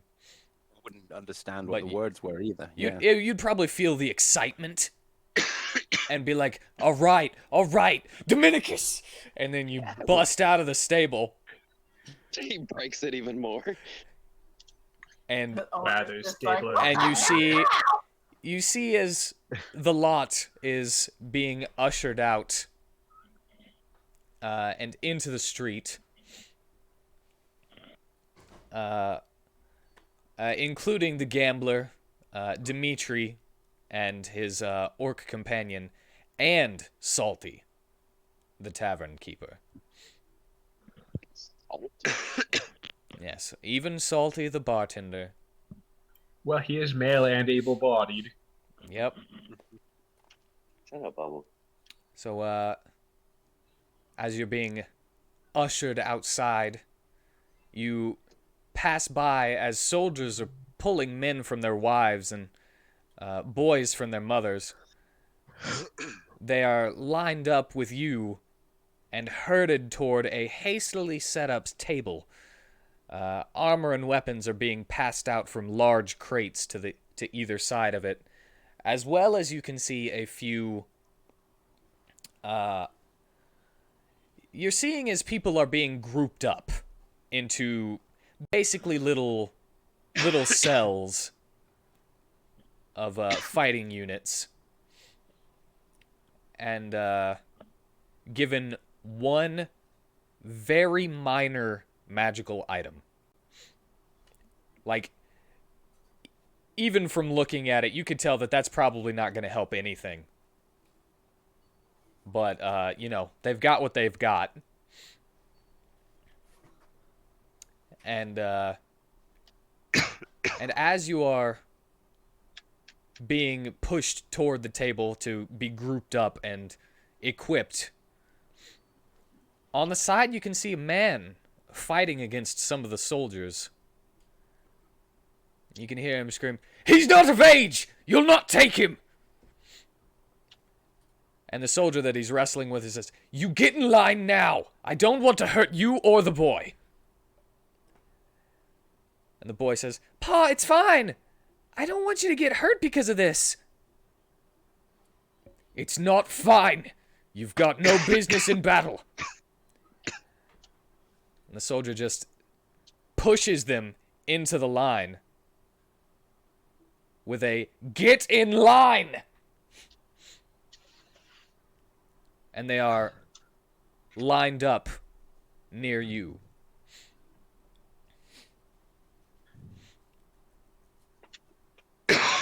The father attempts to clock the soldier, but is held back by his son. As he finally relents and just kind of backs into the line with his boy. Okay. And let's see. How old does the boy look? The boy looks to be about 16.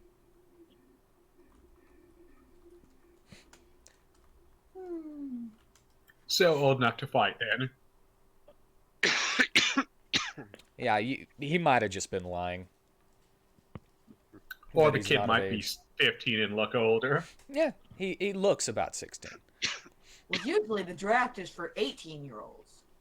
Only in modern times. In ancient Rome and most of the ancient woods, 16 was the age you became a man and I know, were that's so officially messed enlisted up. into the soldiery. Yeah, it looks like you were so young. It's like, well, you're 16. Off to war you go. Yeah, it's basically, well, you're basically tall enough to hold a sword up straight. Off to war you go. Don't get killed. Try not to die. Look, bro. That's what they say.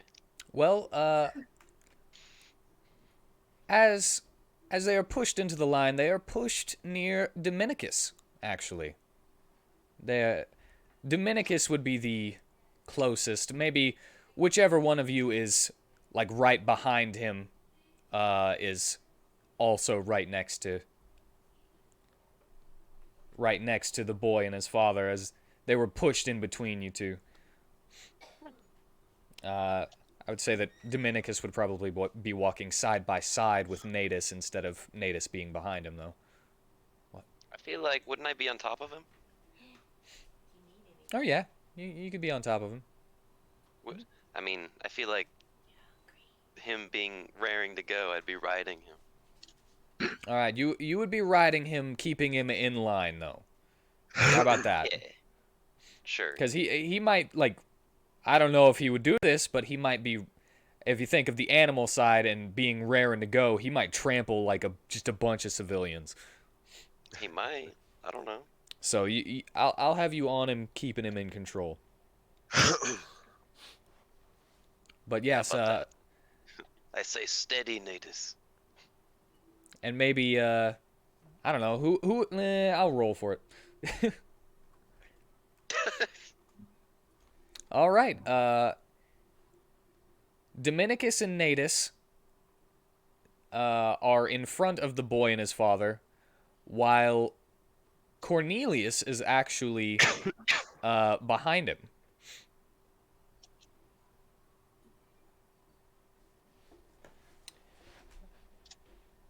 And as you head toward the table,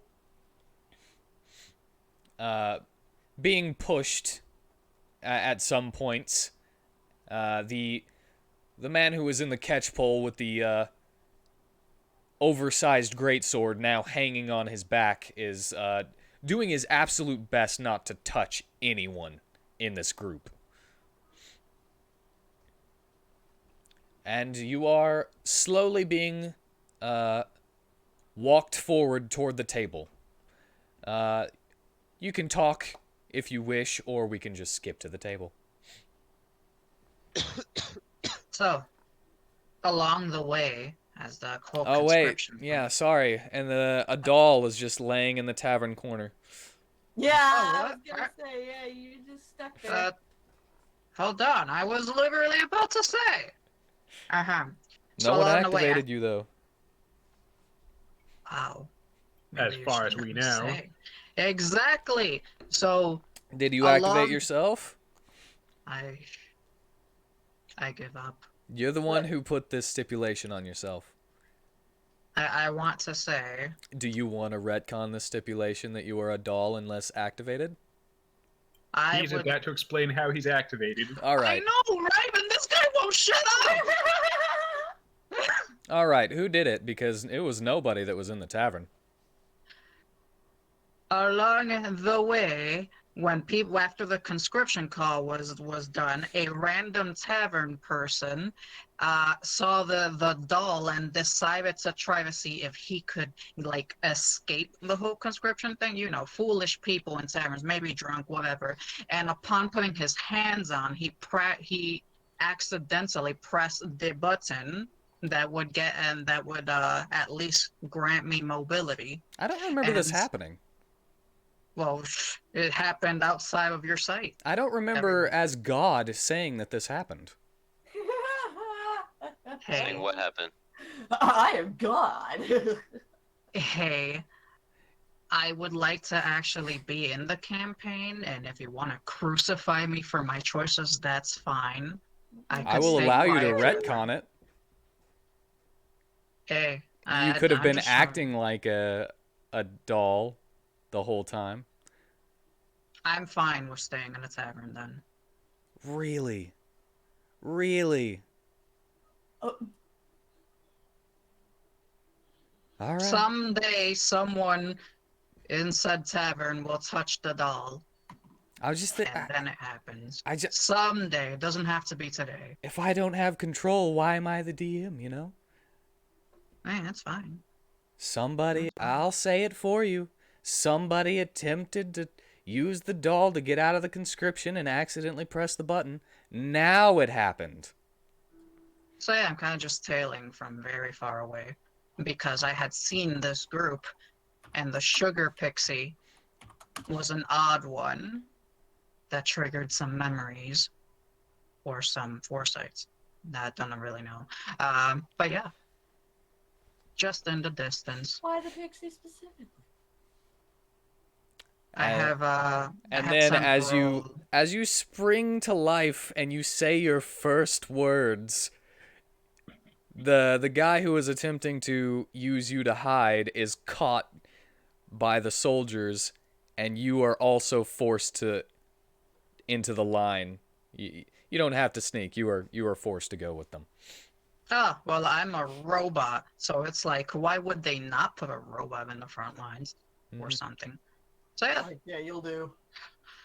this isn't a life to lose. Well, how rusty is the robot? Does he function properly? Doesn't have experience, Rust. Okay, maybe it does. I don't know. Like as a time cleric, I'm like, do I go with that or do I not go with that? I don't So know. now that you're activated, does this mean you're finally going to give an introduction to your character? Only if someone asks me who I am. You can't even give an out of character description Like we of your all did at character, the like start. everyone else did. I mean, you don't have to, but still. Then they won't hear it in character and can't feel weirded out by the introduction. But the introduction isn't for their characters; it's for the players. And plus, you get a secondary in-character introduction later. Yeah, so you get to do it twice. But it hurts. I have to raise my voice. I'm This kind of hurts. concerned. Well, too bad. All right. So as you are pushed into the line, you also see the father and son that are pushed in between Dominicus and Cornelius.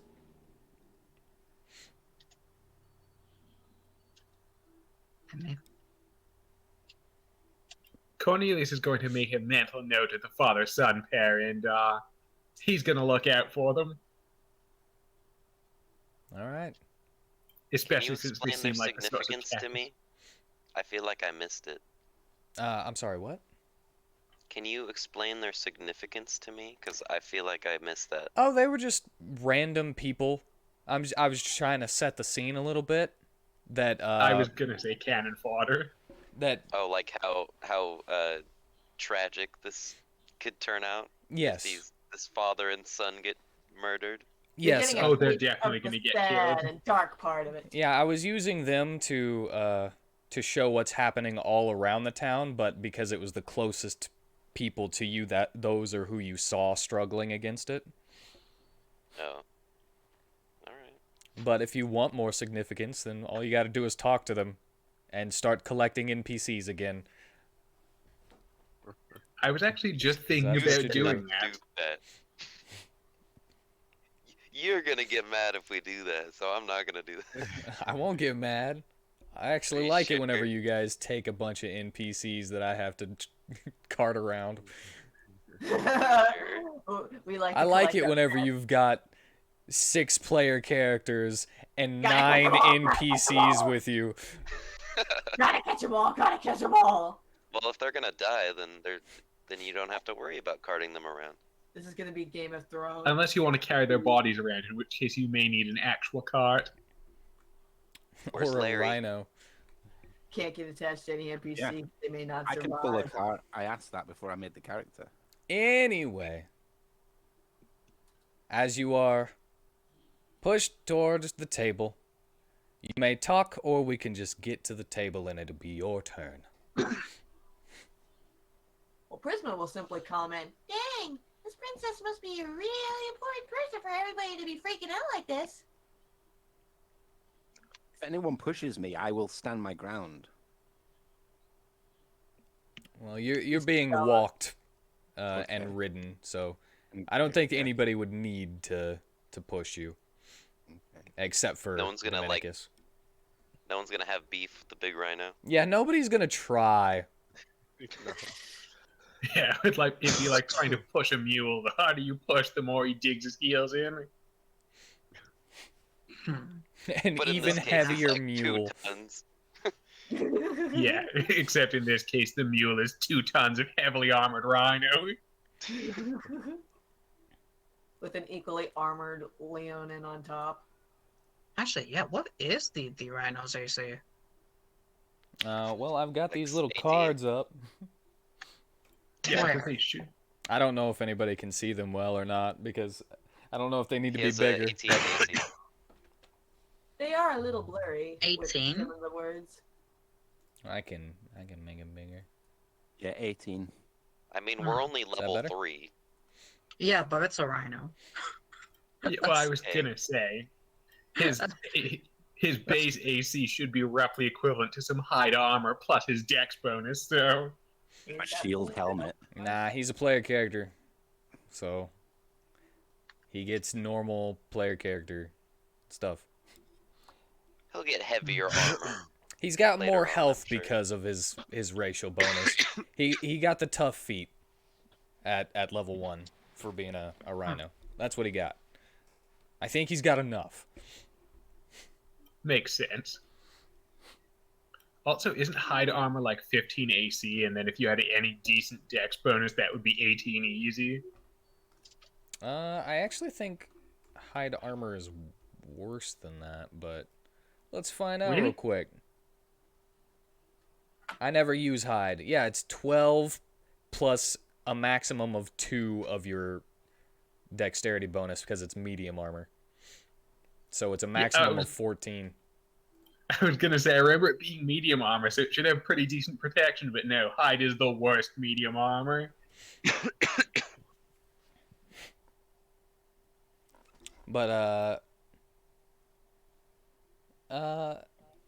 yeah, you guys are slowly being filed toward that table, and Dominicus, you would be the first one. Dominicus and Natus would be the first ones of the people who were in the tavern to get to the table. Is this like the war plan table? This is the equipment table and the unit separation table, I'll call it. So units are being put into... People are being put into 7-man units with one self-defined leader. So they don't choose who the leader is, and that's amongst you guys. Who the leader is. And I guess technically, because Natus is a mount, you would actually have technically 8 people instead of 7, because they're not going to count the rhino as a person. You know, they'll just think that the rider is the person. How racist. And the rhino would be like an extension of that person instead. So you'll... Rhinos are people too. Yeah, I agree. But you'll get an extra person because of that. Nice. And so they divvy you all up, and because you are kind of grouped together, you are all chosen to be in one thing until they see the boy and the son the son and the dad together. The boy and the son. And then they say, He's not wrong. separate the father and son. Their emotions may cloud their judgment. if they're together. And holding on to each other by just their fingertips, basically, they are ripped away from each other, and the father is put in a different unit than his son, and I'm gonna roll to see which one you get. Why do you laugh every time I say I'm gonna roll? That's funny. Cause it's funny. What is that? All right, you get the son. As the father is separated and pushed toward a unit away from you. So the son is in our group? Yep. And Damn. you get...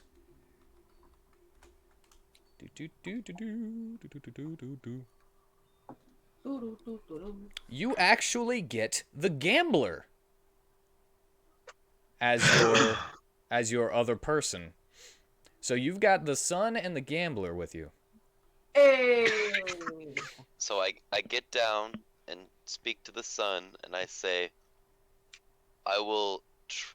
we will try as hard as we can to get you to your father once more, even if Too bad. he may not survive.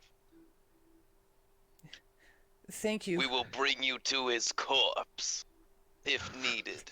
His eyes kind of widen a little bit. And I kind of picture you, like, slowly closing your face in on his and just getting more and more intense. That's exactly. I'm like on my hand on his shoulder. I'm like, we'll get you there. To his corpse. And his eyes just kind of widen, and he's like, okay, thank you. I'll do my best to be of use. And I go back and grab his hand and put him up behind me on Natus.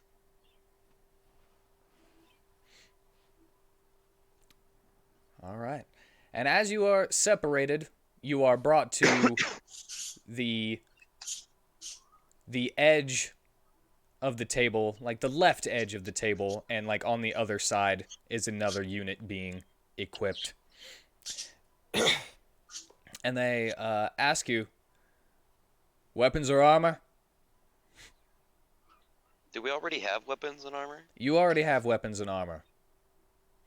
I guess I shake my head. Weapons and armor? Take something anyway. I'll take a dagger, sure. All right, dagger for you.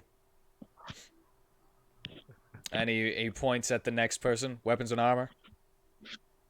Do you have any candy And weapons? I give the dagger to the little boy, just in case. Well, he'll point at the little boy. He's like, "You've got nothing. Weapons and armor. What would you like?" And the boy will be. He's not the strongest. He's rather average. Especially for what he is, a commoner. And he'll say, "I'll take some, I guess some light armor." And the soldier rifles around in one of the crates and grabs some leather armor and throws it toward him. That should fit.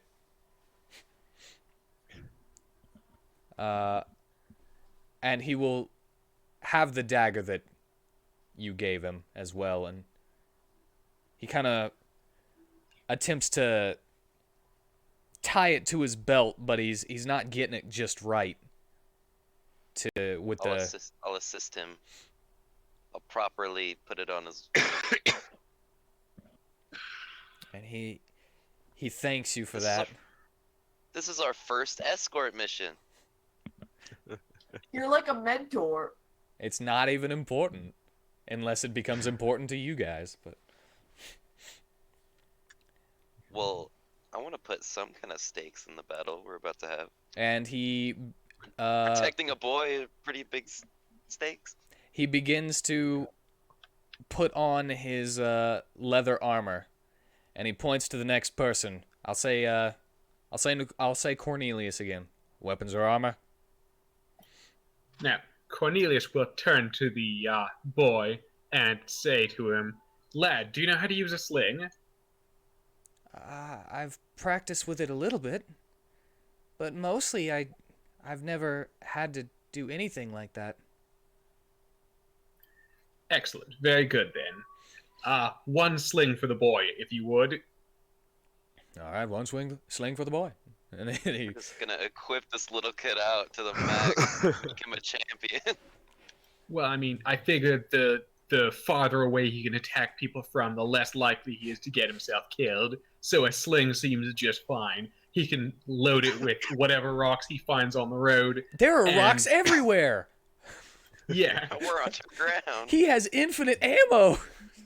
pretty much. He doesn't need to worry about running out of ammo. He can hit guys from like 60 foot off and stand behind a wall of meat shields. All right, then he will have a sling and a dagger just in case. That dagger is only for just in case now. Because, you know, he's not going to be able to sling in melee. Well, I mean, What if he you could slings his theoretically. dagger? I mean, he could, but, you know, it's technically a ranged roll, so he's probably going to go for the dagger instead of having disadvantage.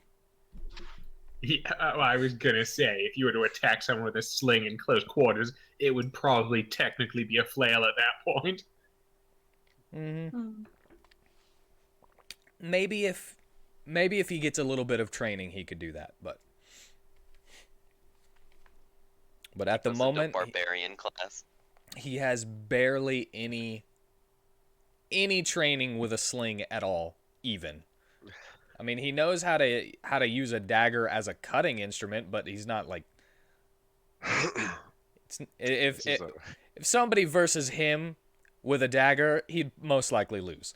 But He'd probably stick himself with the pointy end. yeah, This is a regular person. this is a regular person. Does this boy have a character sheet? Not yet. I mean, his character sheet is the basic commoner monster stat block. So he has like 4 hit points. Yeah. Damn. Yeah, he's got an armor class of 10, but he's wearing I mean, he's not proficient in the light armor. So I gotta relook at what all that means. But he is wearing the leather armor now. So he probably has like an 11 armor class and 10s all across the board. That's pretty decent for a commoner. I mean, I'm surprised he doesn't have 8s across the board, frankly. I mean, I might change it because he's a teenager, you know? But he's definitely not going to be rolling stats. But he looks at the pixie. Weapons or armor? You muted? The pixie is muted. Whoops. There you go. I was muted. I said, got any candy weapons? He just kind of looks at you Scratches his head. with his eyebrows furrowed under his helmet and says, "No." But no, I'm good. All right. Points at Vitari. Weapons or armor? Hey, wait. Yes. You got any poison?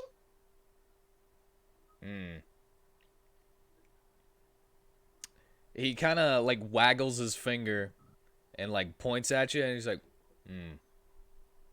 maybe. And then he looks into the into their supplies, and Here you are. And he hands you this. It's it's not very much, but it's got this really nasty smell to it. Is it the And mold? it is not the mold, but it's it's kind of in a box. It's not liquid. And whenever you open that box,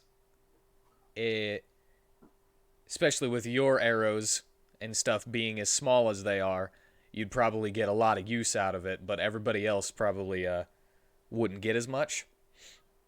Maybe like 3 arrows of normal size. And I would say you would get like 10 uses out of it. With your size of arrows. But it has this really nasty smell to it. Pew. What'd you say? I said P.U. Oh, okay. Thought you might have said something else. I'll take it. Alright. It's only the best goblin diarrhea we have. So What? it's practically septic. It's poison, trust me. And he It's pumpernickel. Ooh. looks back at Vitari and says, "Weapons or armor?" Gave her a box of sepsis. Like the.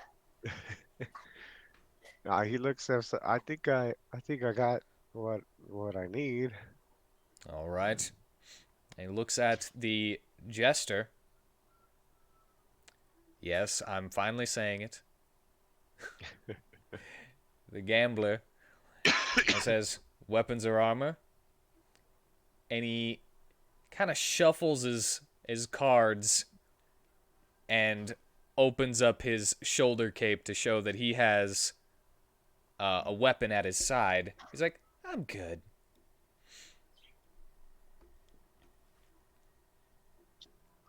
And the soldier who's been kidding you out, or attempting to, says, "All right, choose a leader amongst you. A unit performs better with a leader in charge." I will charge into battle, and you will lead me. you will follow Natus. He is our beacon of hope. Does diarrhea have 1 H or 2?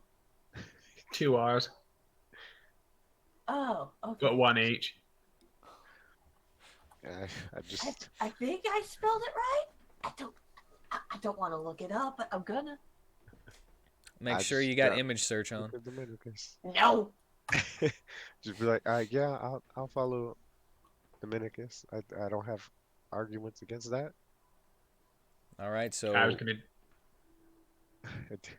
I mean, you can discuss. You can. I mean, Which one of you thinks leader? you have the best tactical mind to lead? I put the H in the wrong place. Keeping in mind that leading is not telling somebody what to do with their turn. Yeah, I'm not fussed. I was gonna make a joke about making sure it's someone with high charisma to keep the party's morale up, but then I realized nobody here has played Baldur's Gate, most likely. Played it a really long time ago. I just kept dying. Yeah, it do be like that. Like, I couldn't figure out how to do anything. But anyway, if this is what you're good with, Dominicus is considered the leader. All hail the holy white rhino. Beacon of hope. And all right, the soldier will then give you your magic item. And because you actually seem like you might actually be worth something, he will give you a random rune as well, which you can A rune? yeah, a rune. But your magic item that he gives you, because again, you guys look like you're actually worth something compared to the commoners and might succeed. So he is going to give you this. A flask of essence. A what? A flask of essence. Welcome to Dark Healing Souls flask. D&D version. Yes, I made a freaking Estus flask. We also said runes and runes and Elden Ring too. Yeah. All right. I wasn't gonna From South D&D game. All right. Now, I mean, but these are Bloodborne runes after the setting. traditional sense. runes are Rune Stones. I should say that I'm giving you a Rune Stone. A Rune Stone is an item that you can attach to a weapon or armor or item. It depends on the rune you get. That confers to it magical abilities. And you can put a rune on an item without the need of a rune crafter, but in order to take it off without losing it, you need to visit a rune crafter. And this is basically my way of allowing you guys to make your own magic items. That way, if you got like a hand-me-down ancestral sword from your father, and you get like a +1 sword, you're not like, well, sorry, Dad, and throw it in the trash. Like do we just get RPGs kind one? of do. You only get one now. And for the rest of the game, you will have to either do side quests or find them in the main story. Or Sorry, I you meant could visit a rune crafter, which is a franchised business under the Gallant Corporation to buy runes. And do we get We one like per side group, or quests. do we get one each? One per group. So that means that we would have to divide it among all of us. One of us would hold it if we need it. Or we could just get rid of it if nobody wants it. Yes, Maybe but trade it for another one. it's random which one you get, and you won't really know what it is until you attach it to an item. Visit a rune crafter to tell you what it is, or, you know, Use a identification. yeah, use identify on it. So can this guy tell us the rune that we get right now? He doesn't know what they are either. Dawn. Can someone who has experience with rune magic tell? Actually, yes, you would have the best. Is that a history? It would be Arcana to basically Yeah. read the rune, but I would give advantage for the rune knight in the group. Yes, I had figured as much. I picked Rune Knight for this character well before I even knew runes were going to be in this campaign. Yeah, you wanted to be a small that got big. Yep. Well, my sister initially came up with the idea, and then I decided I was going to roll with it as that character. Ah.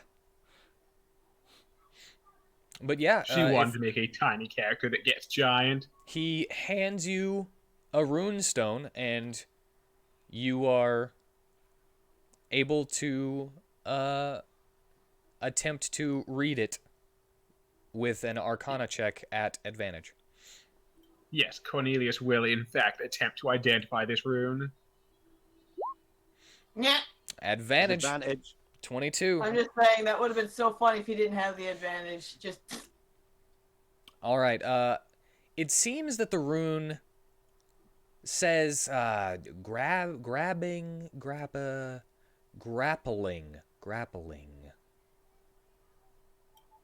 rune, huh? Yeah.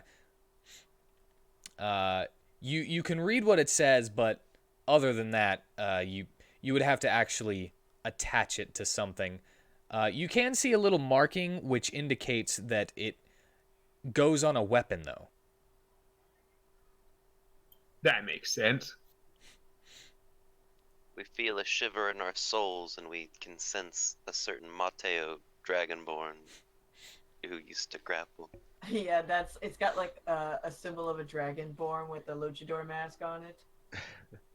Or just the luchador mask. That would be recognizable enough. Yeah. Yeah. It seems that the rune is a luchador mask with a lightning bolt on it. Distinctive. The memory of Mateo lives on. On the back, it has a it has an autograph. It's a really, really long name that you don't even want to read.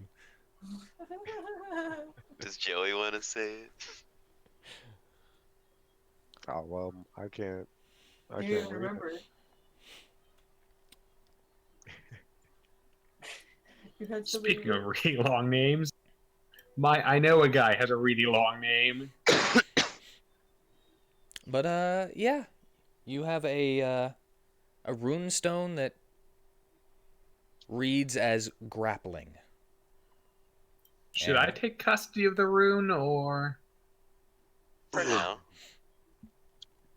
ought I You'll be hold all- out to? you'll be our inventory for runes, because you're the rune knight. Makes sense. I'm also experienced with applying runes, so.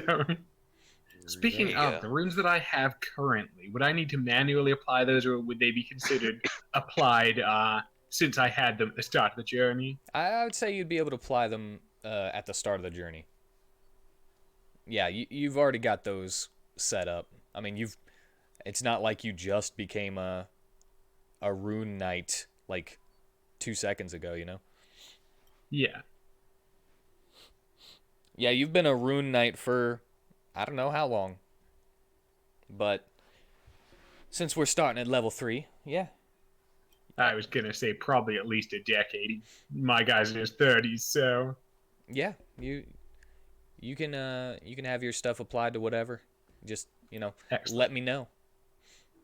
Well, the Ild rune is definitely applied to my sword, and the Stein rune is definitely going to be applied to my chest plate. Yeah, I mean, let me know what they do whenever you're using them, because Oh, I don't remember off the top of my head. yeah, Stein gives me advantage on insight and 120 feet of dark vision, and Nice. also has an active ability. All right. And Ild gives me bonus. It gives me doubled proficiency bonus for ability checks that use a tool that I have proficiency with. All right. Well, Is there gravity magic in D&D? yes, there is. There is a spell specifically called reverse gravity.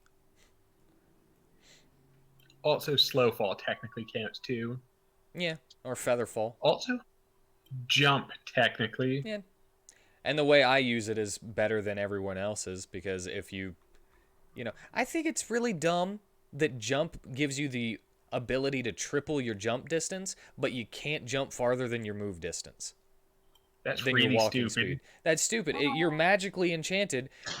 That's why in campaign 1, and feel free, anybody who has the ability to use jump or anything to do this, if you can go farther than your move speed, Harmony could jump like 300 feet with a dash. You just love to brag about that. I do love to. That was her whole shtick. It was, and it was annoying. So You tried to flee from her. and she could jump like 70, 80 feet in the air with a high jump instead of a long jump. So I'm not going to stop her at 30 feet. That's stupid. Also, it would have been 25 feet because she was short. But anyway, you have your rune.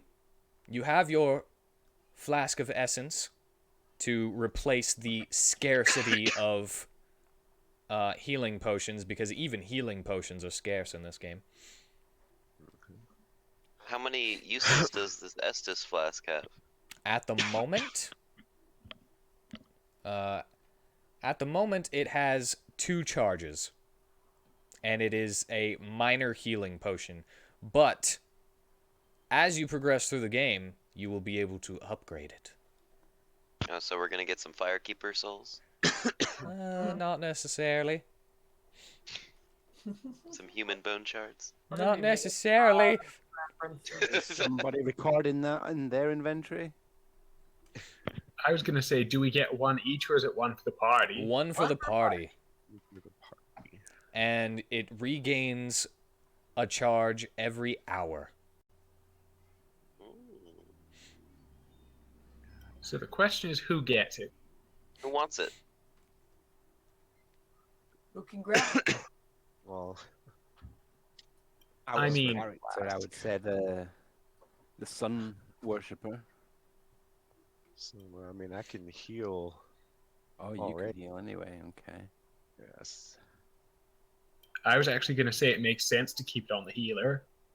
Yeah, whenever you run out of spell slots, you won't be able to heal, but you'd be able to heal with Yeah. that. Well, Or and he not could, just that. He goes to someone who's downed and lets them drink it. Like, he feeds it to them, right? Yeah, that would- yeah. Then I'll hold on to it. Or to, heal himself so he can keep Save his spell buffing slots for everyone healing else. other people. Yeah, that's why I was thinking putting it on the healer. Because if the healer's burning the candle at both ends, then his spell slots are gonna run out sooner. Yeah. Then give it see. to Vitari. That's a good choice. Yeah, give it to Biddy. Aren't you Sorry, glad but that this is what happens whenever you finally decide to go out into the world and try to do something on your own? do something? I get conscripted. Yeah, isn't that great? I've been out of the monastery for like 3 days. I don't even know what whatever that word means.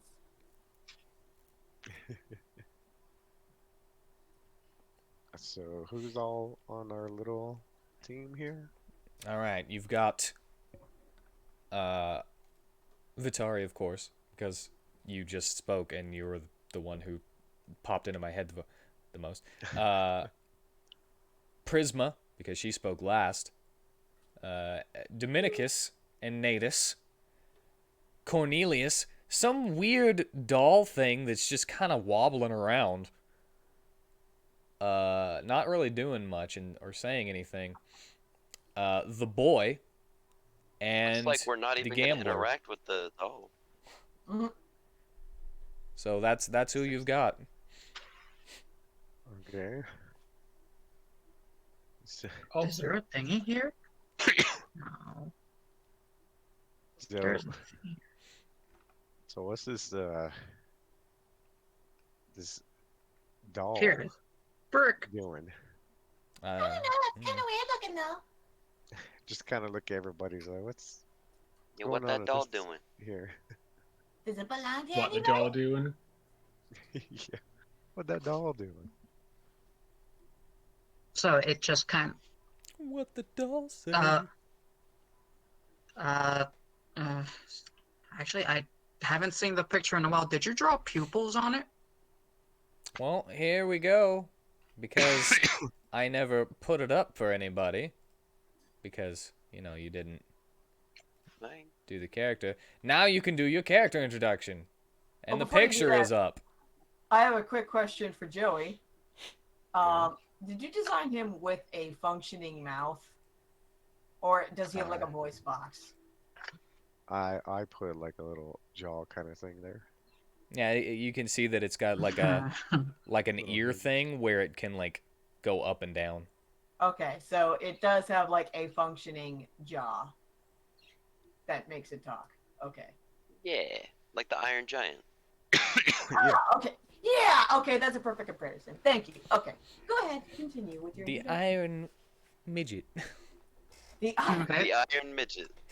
I love it. Or that So- really, like, paranoid robot from Treasure Planet. Oh yeah, Ben. I can't tell if it has pupils, but you guys could see like the little light. He has little That- glowing pupils there. Yeah. Okay, so it does have pupils.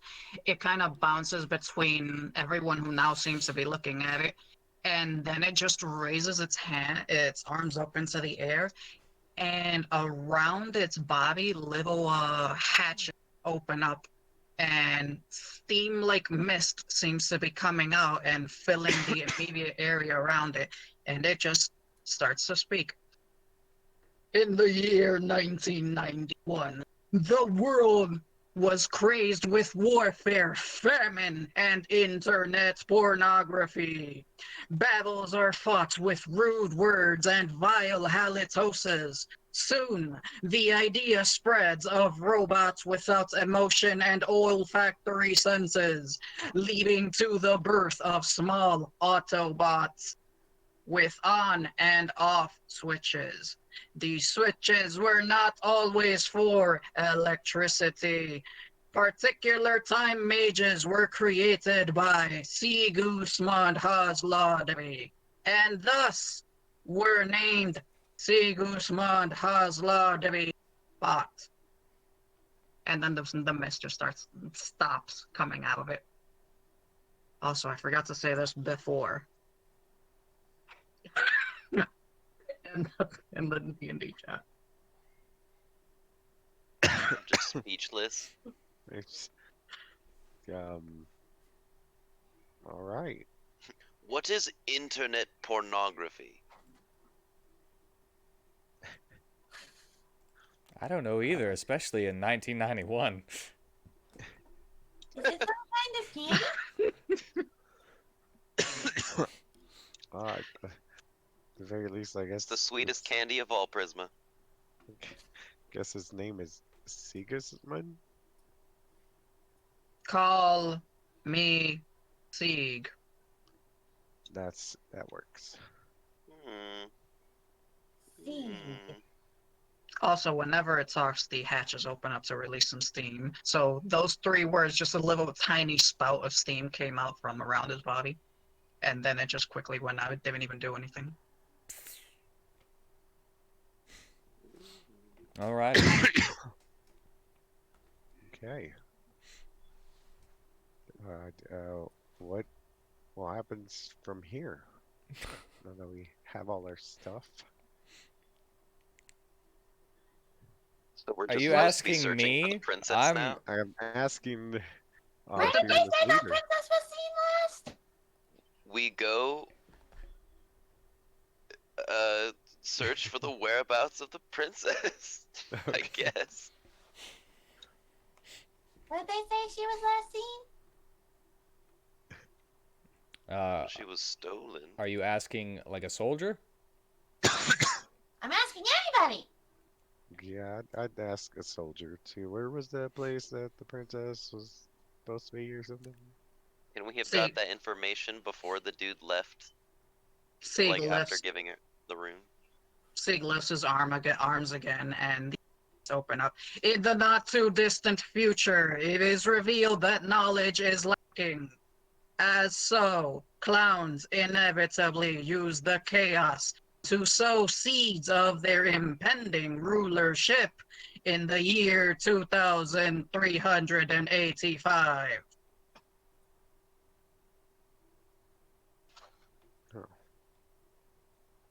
A soldier will look at you, see, and then kind of go like he's about to respond to you. And then he goes, Benici Pass. The kidnappers were last seen heading towards Benici Pass. Okay. Onward to Vinici Pass! Then to Lychee Pass we go. Benici. Oh, I said Vinici. Vinici Pass! Onward! To Lychee Pass. For the record, when Sieg activated, it was after someone made the call to go do this whole war thing to save the princess, so until that task is done, he won't deactivate again. That's the whole thing for that. Just saying. Alrighty. So he's not going to be useful at all? No, I mean, as long as you guys haven't finished this war, he will still always be active. Oh, so He can't turn off. he can't turn needs off. a task to be turned on. Yeah, that's why he still has passive perception when he's deactivated. Because obviously you need to be able to tell him something, you need to be able to acknowledge it and activate once triggered. Okay. Well, as we're all walking away, I'm like, does anybody know where that pass is? Well, you have an hour before everyone starts marching. Well, I guess it's been a little bit of time. It's been about half an hour for you to get to your places and separated and equipped and everything. And as you still have half an hour to kind of just sit there as everyone else is being grouped up, because this is going to be a march. You are put into units, but you will be marching as a greater whole. You know?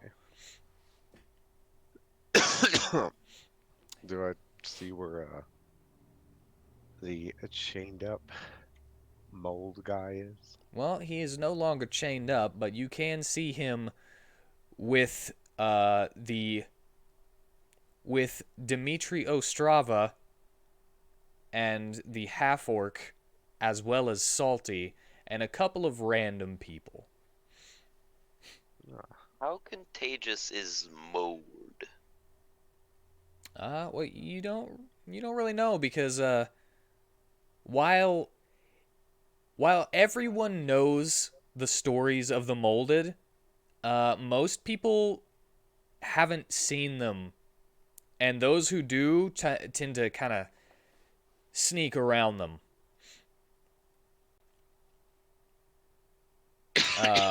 Or, not survive the encounter with the molded.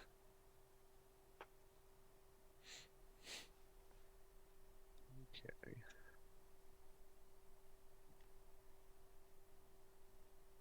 I feel very thankful that I've got access to a flame rune. Well, but yes, Vitari, you do see the guy you were looking for. A couple of, I don't know, maybe about 50 feet away from you in a different unit. Like standing, like everybody was kind of forced into as much of a square as possible with the leader in front. And it seems that Dmitri has kind of appointed himself the leader of his unit. Makes sense. And the molded guy is kind of just standing off to the side, a couple of extra feet away from everyone else, as to not touch them. And no longer chained. You aren't technically constrained. You can still like walk around a little bit as long as you return to your spot before the march begins. All right, well, yeah, I'll make my way over to that He's guy. making his way downtown. Yeah, I just keep my distance so he doesn't like people getting close. Tell him to just go up and say hi. Just wanted to see how you were doing. Question, because you're not doing a voice, how high is My throat's all Vitari's messed voice? up. My throat's messed up, so I can't I know, but give an attempt something. But he's well much higher than my voice. Is he like this? would you say effeminate? A kind of effeminate, I would say. Yes. All right. I'd pay money to hear Joey try. Man, well. Well, the man says, to "Oh, you're the pretty little lady that tried to help me in the bar." I, uh, I was the one who tried to help you. I thank you for that. If you ever need anything on the battlefield, I guess I'll try to help out. And I am behind Vitari, coming to apologize for choking him with my failure at breaking his shackles. Yeah, it's fine, man. I get it. I get you. It's things happen. Maybe use a blade next time. I just think irrationally when I am faced with such an unfair decision. It's kind of something I've dealt with for a while, so I'm not worried about it. I would have got out. I tried to get the key. Yeah, notice that. I guess I'll thank you too. You're really bad at sneaking. I can be better if I really tried harder, but sometimes I'm a little lazy. Yeah. No sugar rush for this girl. Sugar rush, sugar Maybe if you didn't use your invisibility to give a macaroon? Could have used that for the key. But I thought the joke was more fun. Besides which, her invisibility is self only, so it probably wouldn't apply to objects either. Well, either way, thanks for trying. No problem. I'm Prisma. What's your name? Okrith. Chris. Cool name. Wait. Akroth? No, Okrith. I'm not asking that in character. It just sounds like what's her name? Eris. Yeah, again, guy, but But God, I always get it wrong. Yeah, have you been like this long? With the mold? no, it's not mold. It's my blood. Oh, But yeah, I've been this way for a while. Is it curable? He kind of looks at Vitari, kind of squints at him. Do you have your spear out, or is it inside of you at the moment? it's inside. All right, he kind of looks at your hand, and then he looks back at you. And he's like, I've been looking for a cure. Haven't found one yet. He's not looking for love. Yeah, I didn't. It's hard to probably remember. Oh, my spear, and then summon it, pop it out. Does it heal ailments like the mold or something? My spear? Yeah. It does not. I think it's more likely to inflict ailments like the mold. Who knows? The mold. Sorry. Pops out the spear and is like, have you ever seen this spear? Seen a couple things like it. Not that specific spear. It's been a while since I've seen a nail, though. A nail? Yeah, a nail of Chernobog. I'm not really familiar. My mentor who passed us down didn't explain a whole lot.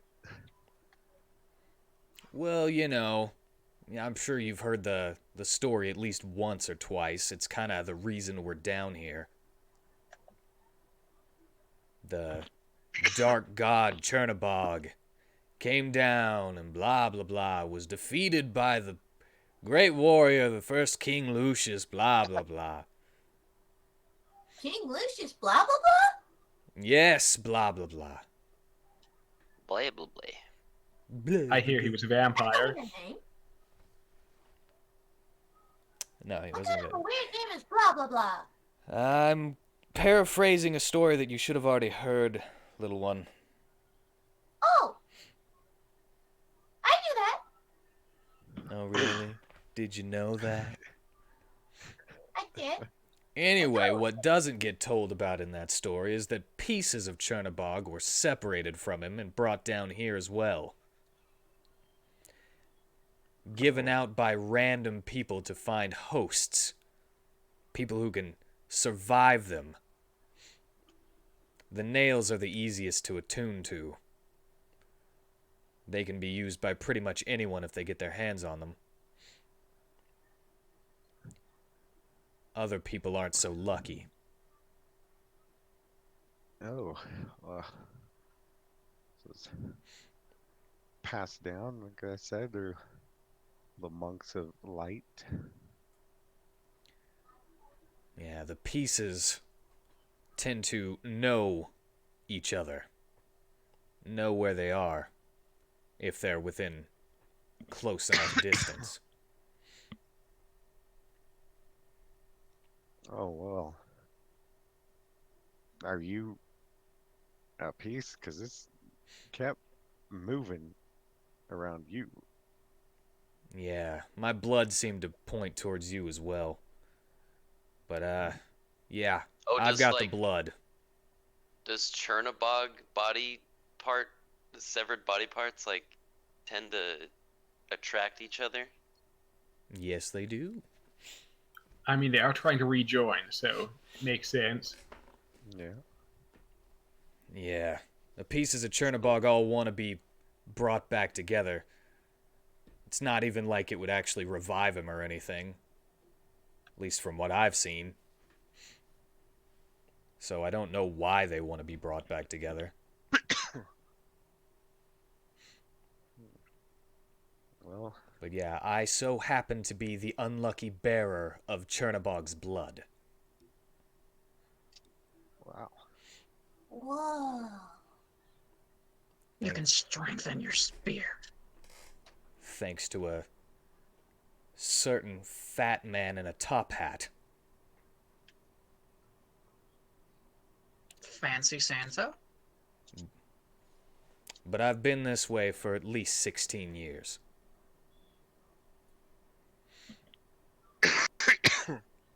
16. Luckily, I've been able to learn how to control it at very least a little bit. Now I only convey the disease whenever I touch people. It used to just kind of seep out into the air. And you've controlled it? I mean, yeah. I had to sacrifice my entire identity to do it, but that's fine. Who needs heritage? He says, annoyed. Prisma just takes a stick and tries to poke him with it and see what happens. He kind of just lets you. Does the stick just poke him. disintegrate? Well, the stick, you can see that it, whenever you touch it, it seems to get dyed black. And kind of decay and doesn't necessarily disintegrate as quickly as that, but you can see that it is rotting.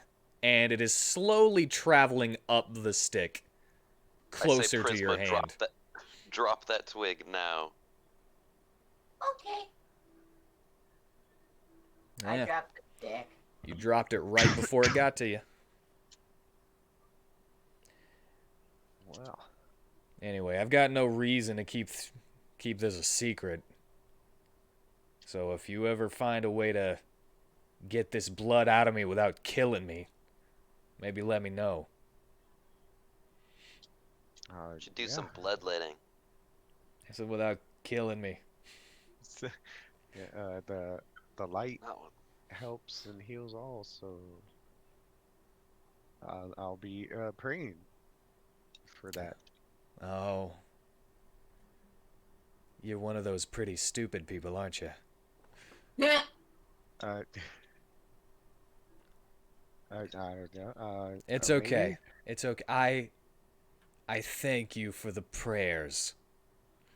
I'm sure they'll help. Way to make I've a helped a few statement. people.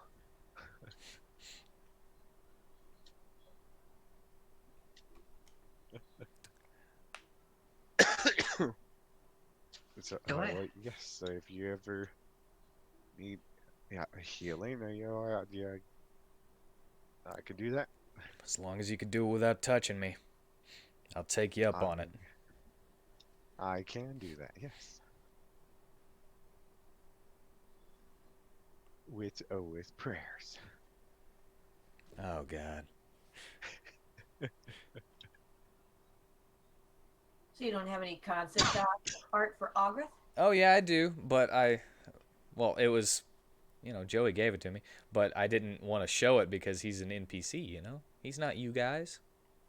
No, but it's still cool to see who we're talking to. Yeah, all right, all right.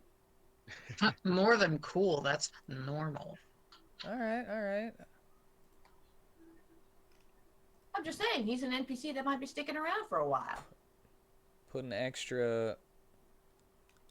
Put a little bit of extra.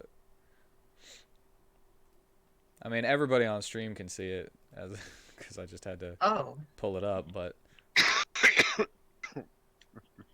there, I'll make him a little thing on Roll20 in the character portraits as well.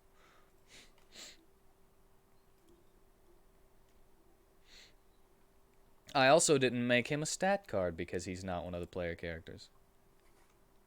I don't know. And he will be I just- filtering in and out. I just tuned into the stream and there's a Taco Bell commercial for like 25 seconds long. Sweet. And I'm just dying here. Hold up, I'm about to share it with everybody. Give me a second. And now I hear myself and want to kill myself.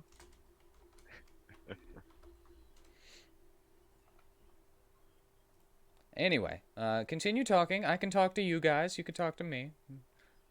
If you got any more questions. While I'm doing that, I'm just clicking around. Well, Cornelius has a question, so he's going to ask. There you go. That's who you're talking to. So, Okrat, how'd the catch poles get you anyway?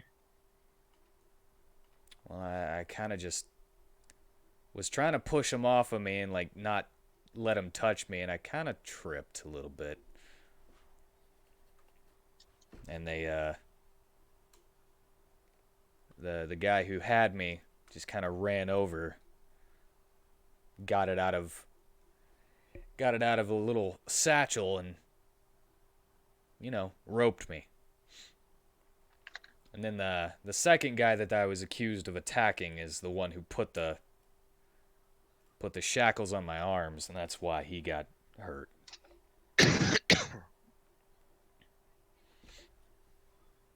Huh. But yeah, it's just bad string of events.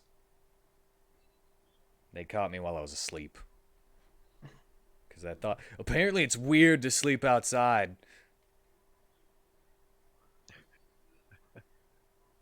I like the rocks, though. So I didn't think it would be that bad. I like rock candy too. I mean, yeah, generally city folks tend to frown on vagrancy, so I can see why they were suspicious. I wasn't hurting nobody. I wasn't even in town. I was outside of town. Oh, no, that's a different matter. You can't be a vagrant if you're not in town. Could be a favor. Could be, could be. Also, funny that you would say that. Because, I made a joke whenever I saw this that it was, 13s and Verseshka's love child from the from retconned universe. But this character? Yeah. So he looks like with the side braid. Well, can I say I called it? Yeah, I thought it was kind of funny, too. But yeah, that's him. That's what he looks like. I have the Nice sword. thing for you. Do what? I have the perfect nickname for you. And you, I say as I point to the puka. Which you would probably know as a puka. Yep. Instead of just a rabbit folk. Oh. Well, if you've got something for me. Yeah. You shall henceforth be known as Corn and Okra. Corn and okra. If that helps you remember me better, I don't mind. I just give Okay. nicknames to people I like.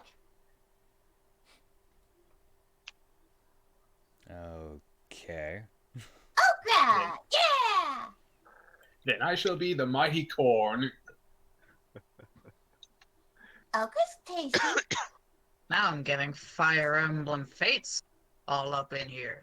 I don't think you want a taste of me.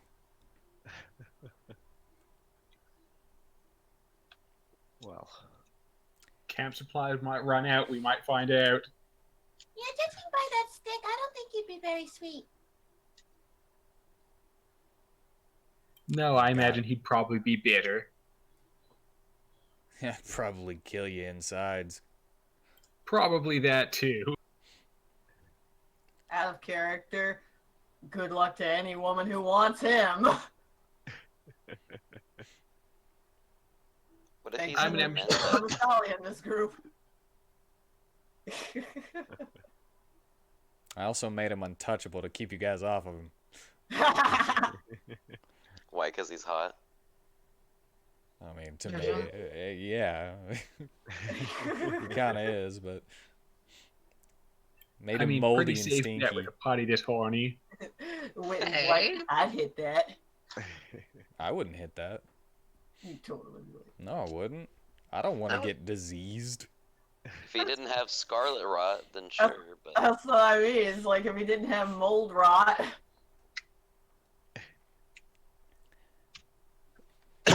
Saint, But anyway, as a person.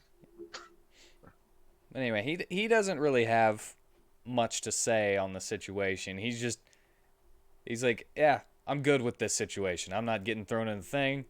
I don't have to escape later. I don't have to cause a plague in town. And I get to go back out into the rocks. I like that. yeah. Well, this will be my first time adventuring outside of this city, let alone outside of my street. Oh yeah, is this your hometown? Yes. Well, it sucks out there. Have fun. it truly does, Vatari. I've heard it's tough. I mean, Panichi Pass, right? Yeah, I have no idea. Man, that's goblin territory. Oh I wonder no. if that's where they got this poison that guy gave me. Keep them away from Prisma. Oh yeah, they'd probably eat her real easy. Probably, they'd probably bite the head off. Not fully. They'd probably bite down and then pull. Hmm. And just kind of pop it off. Mm. Maybe start with a couple of limbs first. That way they can hear her scream. I've got the weirdest boner right now. Well, they're afraid of the light, aren't they? I mean, they have torches. Wow.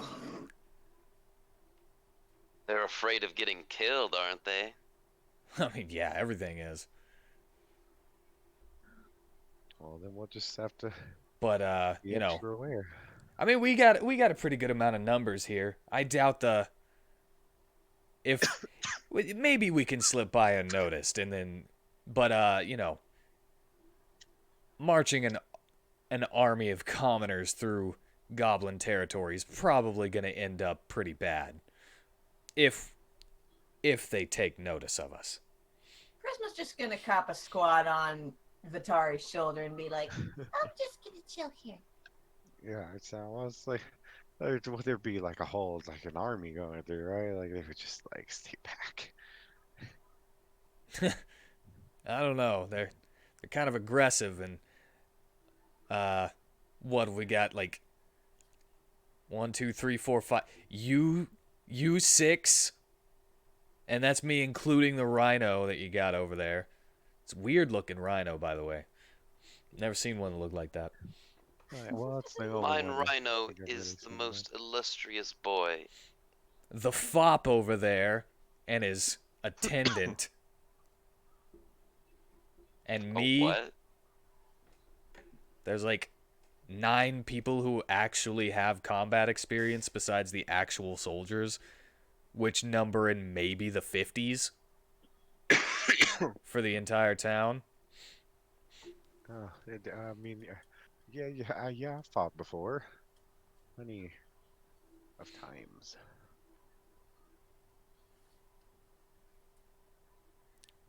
I've done a little training.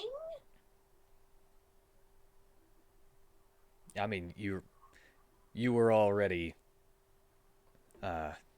equipped, so I kind of assumed, you know. Yeah, the monks they got this stuff for me. So yeah, they might just see everyone as easy pickings. Free stuff, you know? Yeah. Free spears and swords all around. Instead of the bone crap they use. They don't have jars, do they? I don't think I've ever seen a goblin jar. They might have pots. Do they have lids? Probably. Do they screw on? No. I would say they probably don't. They'd probably just set there. They're corked. Yeah, they might be corks. I mean, bone and stone stuff is gonna hurt, you know. I don't know if they have the ability to make glass. Maybe clay. They might be able to find some clay out there. Vitari just feels Prisma's shake on his shoulder, like, Not the jars. Yeah.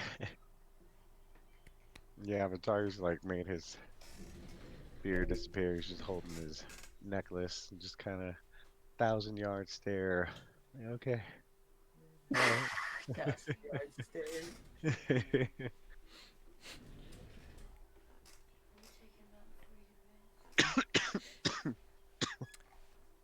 Yeah, if you got any more questions, I've been out and about a little bit. So, I can probably give you a little bit of information.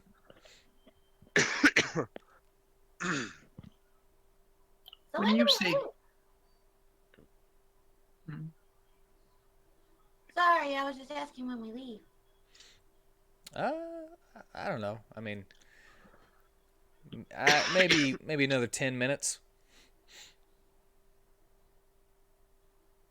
works for me. I have one final question. When you say goblins, how strong are we talking? Because I've fought goblins in my time, but that was years back and also in a slightly different scenario. But I mean, you know, goblins by themselves aren't that strong, but got an entire tribe that would probably be able to pick everyone off until they had the superior numbers. Oh yeah, goblin tribes are nasty. How many are usually in a tribe? Well, the entirety of the Panichi Pass is, I'd say, about a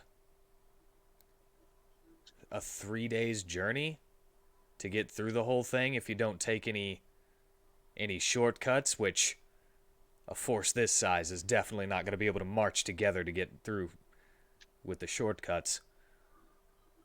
So that entire thing is goblin territory. If they concentrate all of their tribes into one area, yeah, we'd probably be outnumbered even with this amount of people. No one's I ever carved like want a safe path. to charge into a horde of goblins. Those are the shortcuts that I was talking about. Ah, The Panichi Pass Well- is basically a road that goes straight to the next town, but once goblins moved in, we had to create a treaty with them.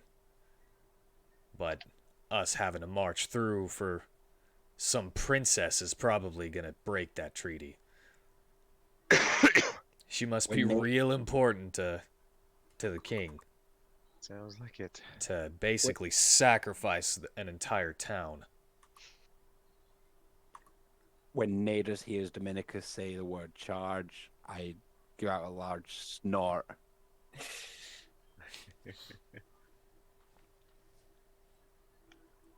And Okrith will be like, that thing's going to be useful.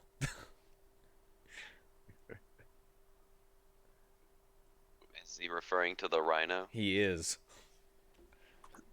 But, again, they might just let us pass. If Alright. we can all keep quiet enough. They might not even notice that we're going through there. They don't watch the pass. They mostly stay up on the cliffs above it. Being quiet, that's no problem. In the highest pitched voice possible. Word hard.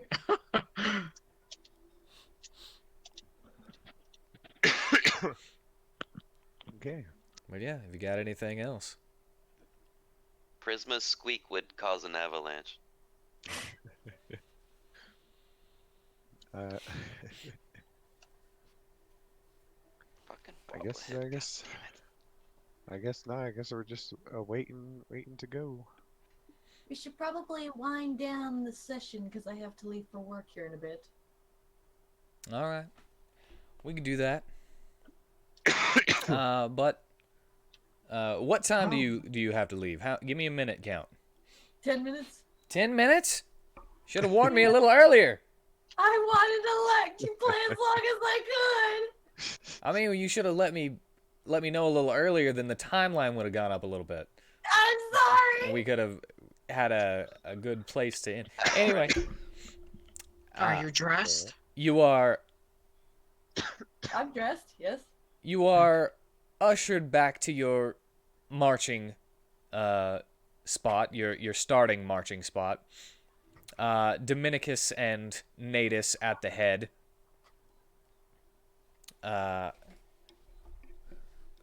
With I guess the boy is still on there. Yep. Uh, Boy. The boy. yeah. We haven't even asked his name. His name's now Atreus.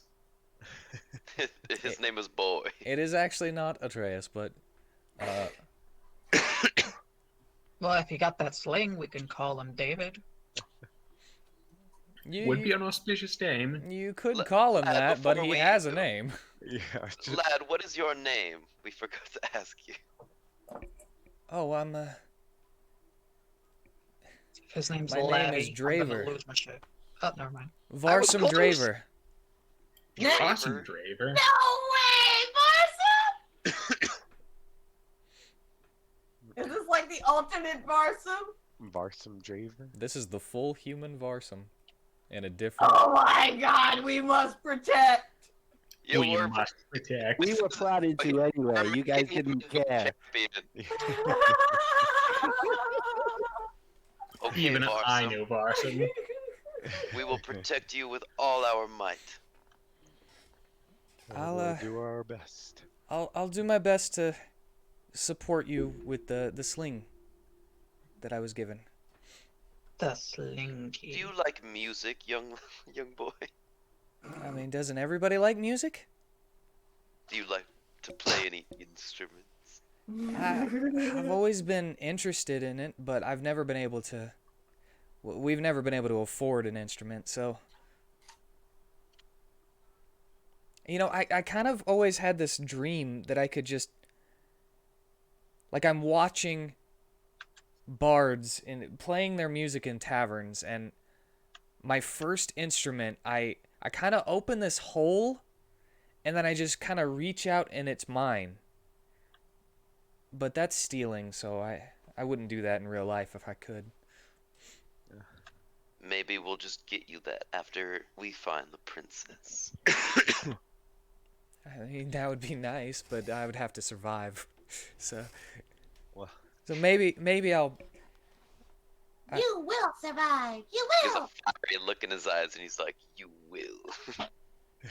Make And sure. he looks in your eyes and he completely believes you. Aww. Gonna make it all the more tragic if he dies. Something sad's gonna happen. He's gonna get killed. Well, 4 hit points, you know. Yeah. Rocks heal fall, him? everyone dies. Blender. I want a blender. But yeah, you are put back in your order, and then you see a man clad in a red full plate with a helmet that kind of has this this bat motif on the face Is it of the helmet. No, it's not Batman. He doesn't have any pointed ears. It just kind of looks like this this kind of scrunched up face on his helmet with sharp pointed teeth. With a cape and a greatsword at the head of the entire army. I'm picturing Gary Oldman Dracula in his red armor from Bram Stoker's. Well, he's not Gary Oldman. But as you watch this man, he turns and points his sword forward, and you hear horns playing on either side of him as you begin to march forward. The battle begins. And the insignia emblazoned on the cape that flies behind him is the insignia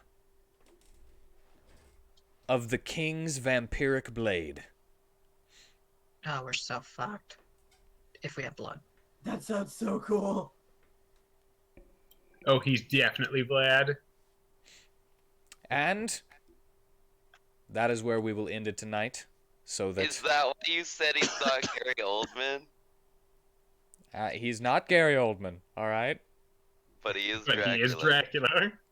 Okay, maybe he might be a little bit Dracula. That's fair. Dracula's public domain anyway. I mean, Yeah. he's not actually Dracula, and this is something that you would actually know because you know you live there. He is who I'm using to test out my Fellblade class with the Vampiric Blade subclass. Cool. Sounds cool.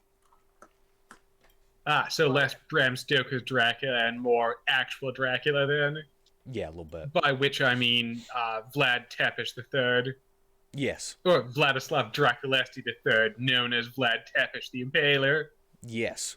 More like him. I mean, he still has vampiric, like supernatural vampiric powers, and that's, again, widespread knowledge. Like, everyone should know this guy. He is famous. Mention Gary Oldman. I was talking more aesthetic in that opening scene when he has like the spiral red armor. I always hated that armor. Why? No. Because it looked like plastic. Yes. It had a cool design. But anyway. But it looked like plastic. Anyway, that is going to be the end. So that people can go to work. Sorry to end it early. It's okay. That was a cool session, though. I liked it. It was fun. It was That's cool why Scott and Seshka. It was pretty good. Hopefully It I was won't be cool coughing next Seshka, you know. I think the ending was pretty sick. week. Yeah. I'm glad that you all enjoyed it. Next time, we might get a little bit more done, though. Yes. Might actually get to fight something next time. Yeah. Actually, that's kind of concerning because Instead of talking, you know. The first session is always full of role playing. And other mad Some sea witches. I remember vaguely, or not vaguely, very vividly fighting sea witches the first session. Yes, It that is did true. happen. it's concerning because Whitney, are you I gonna have almost to killed work every Gossamer. Monday? I usually have Mondays off, but here lately they've scheduled me. But I'm supposed to get my Mondays back here soon. Oh, okay. So hopefully within the next couple weeks I'll have them back. Good thing I'm off on Mondays. Yes, you'll actually join. Yeah. You Alright, get well- attached to this character, and then I'll kill him.